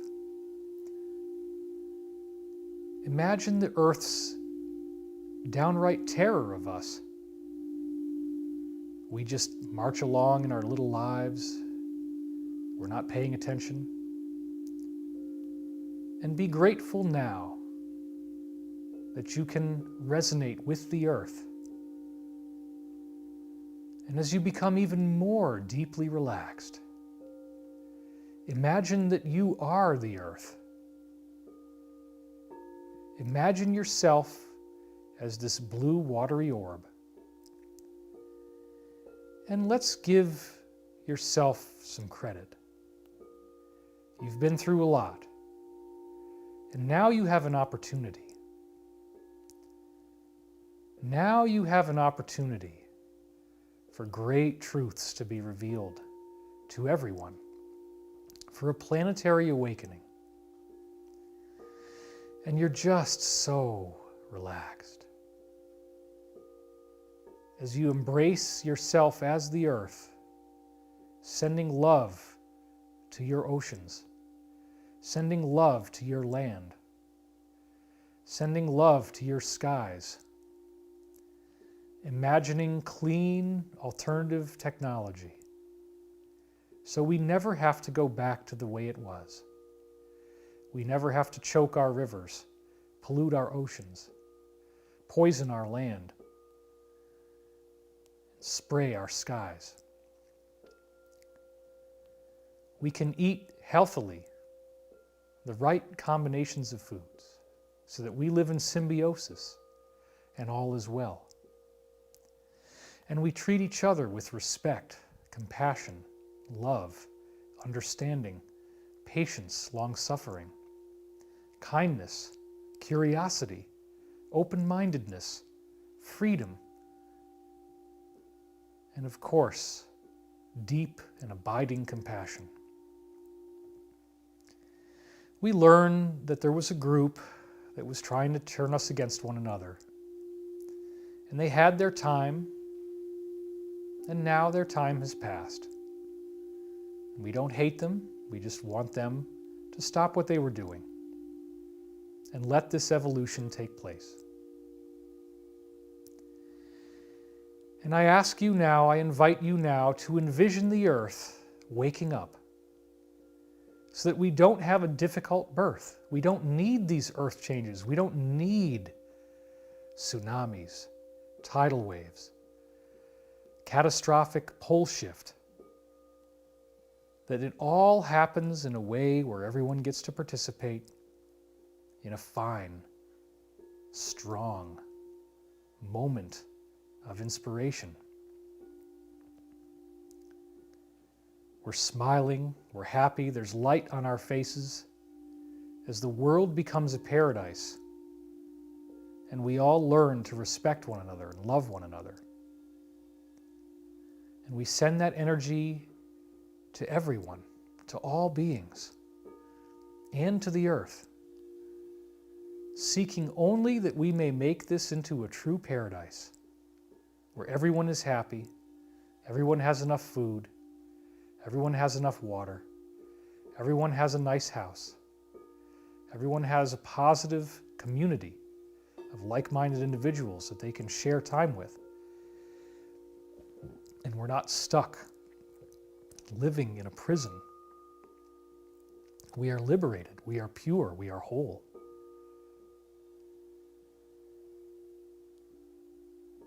Let yourself breathe deeply. Breathe in this light of ascension. Breathe in this vision of that single, fine, strong moment of inspiration where we glide through this process without the need for turbulence, telling us we have to be more loving. We get the lesson now. We understand. And we don't need the earth changes. We just don't. For you love the earth so much. You're sending love to the earth. You love this being. You want it to be healthy. You want it to be safe. You will do your part to keep the earth safe, because that is yourself. You will keep other people safe because they are yourself. Uplift, support, encourage, intertwine, and live the promise of the golden age, where we treat each other with much more compassion and much greater love. Take this energy and imagine all coronavirus being rewritten to be a benign and not dangerous substance. Rewrite that molecule. Take its lethality away. Send your love and your support to all those healthcare workers, making sure that everyone gets the care they need within reason, that those emergency facilities are set up if needed, that everyone is getting respirators and ventilator masks, that everyone has the supplies they need. Bless our militaries as they provide the care that is necessary, the supplies, the logistics. And let us think about the possibility of the 3 days without telephone or internet. Surround these soldiers with love and support as they do this most dangerous of all missions, to attempt to arrest all of the worst offenders that have been destroying this beautiful planet in 3 days. Those who have not already surrendered and made deals, that is. Send light to those soldiers, envision them kicking in the doors, going in there and doing this peacefully without gunfire, arresting people, bringing them out in handcuffs, so that they may have a fair trial. All done through due process of law, sealed indictments, all legal. We ask for clemency.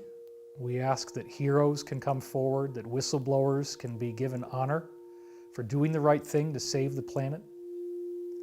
That we will not treat them all like villains, but those who wish to help us and do something good will be revered and honored for their sacrifice and their bravery. Send those would-be whistleblowers your love and your support. Strengthen them in their journey towards the truth, because this is something we can all agree on. We live here, and we need to make this planet a paradise for everyone. Send this energy to your family members, to those you love. And lastly, send it to yourself. Give yourself the gift of your love. You might not always like what you see in the mirror. There might be aspects of your personality that cause you to feel shame. Others might have told you you're not good enough, you're not strong enough, you're not smart enough, you're not thin enough, you're not young enough, you're not intelligent enough. Whatever all that is, just know now that when someone is speaking to you with such hatred and unkindness, they are not seeing the truth.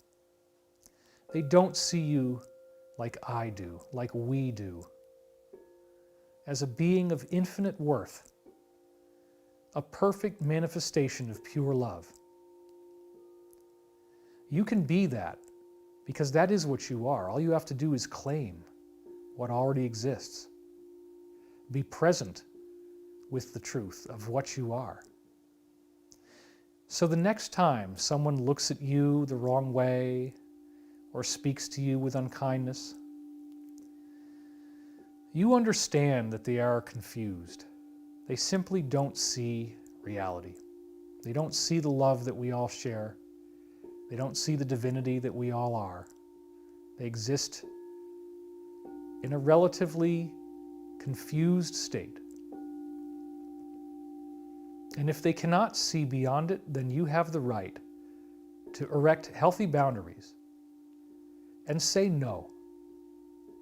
You don't need to be obligated to these people. You don't need to do whatever they ask. And we as a planet stand today and we say no. We say no to the Illuminati. We say no to the New World Order. We say no to the globalists, to the deep state. We thank you for the things you have done. You've given us movies through Hollywood. Even with your agenda woven into them, many of them were still very entertaining. You've built our civilization. You've industrialized. You've given us a financial system that's useful under the right circumstances. You've given us governments and laws. It's not that all of this needs to be thrown away. We're just ready to have it serve the greater good of humanity. Serve the greater good of each individual as part of a collective. We can still seek our own prosperity, have ambition. We're not stuck in some communist prison where everybody gets paid exactly the same. Individual ambition to inspire others, to be noteworthy, all of that is great. And we envision a future where we have hover cars, where we no longer need roads. They turn into gardens. Nothing needs ever drive on the surface again. We envision a world of clean technology, without fear, without hunger, without starvation, without poverty. We envision a world that is clean and fresh, the air, the oceans, the streams, the rivers, free of pollution. We have the ability to do that. We can do that together. And most of all, the freedom from hatred. We just allow love to happen. We don't need to control others anymore. We don't need to manipulate others anymore. We don't need to play games to try to get more money, to try to lie and cheat and steal. We simply embrace one another in love. Send this energy to the earth and let us co-create the positive future where we don't need earth changes to learn these lessons.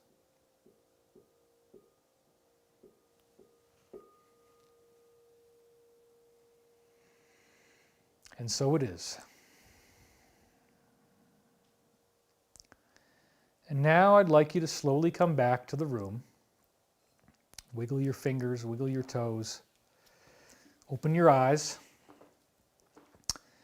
Well, that was fun. I guess I went 2 hours and 20 minutes or something. So thankfully, not the end of the world. Or what? Let's see, 4 to 5, 5 to 6, 6 to, I guess it's 3 hours and something. But whatever, okay. It was long, but we got time. So last thing I'd like to do, now that we've done that meditation, is again tell you, when the phone goes down, don't freak out. It's all going to be good. I would ask you to keep praying for the Alliance, keep praying for our brave soldiers. Let me go back to the tight shot here. I'd ask you to keep praying for these brave heroes who are doing this for us now. This is a very, very important mission. You can help them quite a bit that way, and not freaking out when the internet goes down, the phone goes down. It's temporary, and my gosh, we are so close. Can you feel the excitement? I know I can. Last, before we go, I'd like to again describe to you this Great Awakening course that we're doing. This is a very significant, important thing that we need you to have do for us. It is a way to help us with critically needed funds, and it also, more importantly, is a master class teaching you how to access the intelligent infinity, the beings that can help you, so that you get the most precise information for how you can best help the planet and be that agent of change, that one particle of sand that can rearrange the whole system into a higher level of order. This is what I feel to be the most high-octane teachings I can give you, the best stuff. We have an amazing sequence in there about the Great Pyramid and how impossible its construction is, and I go into the Great Pyramid timeline. You're going to see 9/11 in the Great Pyramid timeline. I'm going to show you how this works. The 2008 economic collapse.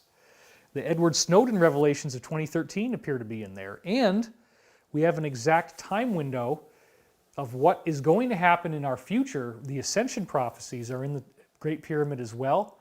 The Pyramid timeline I've known about since my work started in 1995, but I've never dared to try to really get into it before. I did it in this book. We're going to do it in this class. It will blow you away when you see how precise this timeline is, that it has Christian elements to it as well. It's very interesting. The pyramid does appear to be a Christian monument that got hijacked by the negative. We'll talk all about that. We're going to talk about how to access and use your dreams, how to understand the language of your dreams. This is very important, because if you can remember your dreams, you're getting a firewalled message from your higher self. We're going to talk about some stunning correlations between what happened to Corey Goode, what's in the Law of One, and other sources that I'm bringing in. We have a whole tasting menu of what can happen with ascension, some very, very intriguing insights into the role of the planetary transfer process, how people go from planet to planet, how that happens, the history that's given in the Law of One. This is a truly massive download. I'm going to be giving you prophecy information that I already had that's come true, the prophecies that have yet to come true. It is really what I feel to be the best that I have to offer. We're going to be talking more about it, and there is a website. So if you click down here, the bottom of the screen, there's a link there. You can go to that website. We have an intro video that's free that you can watch. All you have to do is give us your email address. You don't have to pay for anything to watch that video, and I'll give you more information about it. But it's something that I think will really help you out, and it helps us as well. But again, I'm not just here to sell a class, although it's very helpful if you do that. I will continue to be doing videos like this. I will continue to be trying to provide as much leadership and strength as I can as we're going through this process. This is unprecedented, but I hope that now I have helped to greatly allay your fears. I want to thank you for watching, and my wife Elizabeth also thanks you. Did you want to say anything real quick? You can kind of talk into my crazy scratchy microphone here. Hello, everybody. Thank you for watching. And we hope you enjoyed the meditation. Let's go into this camera here. Hope you could hear the crystal bowls a little bit as I was on the floor there. Yeah, you did a good And, job. Let's get over here.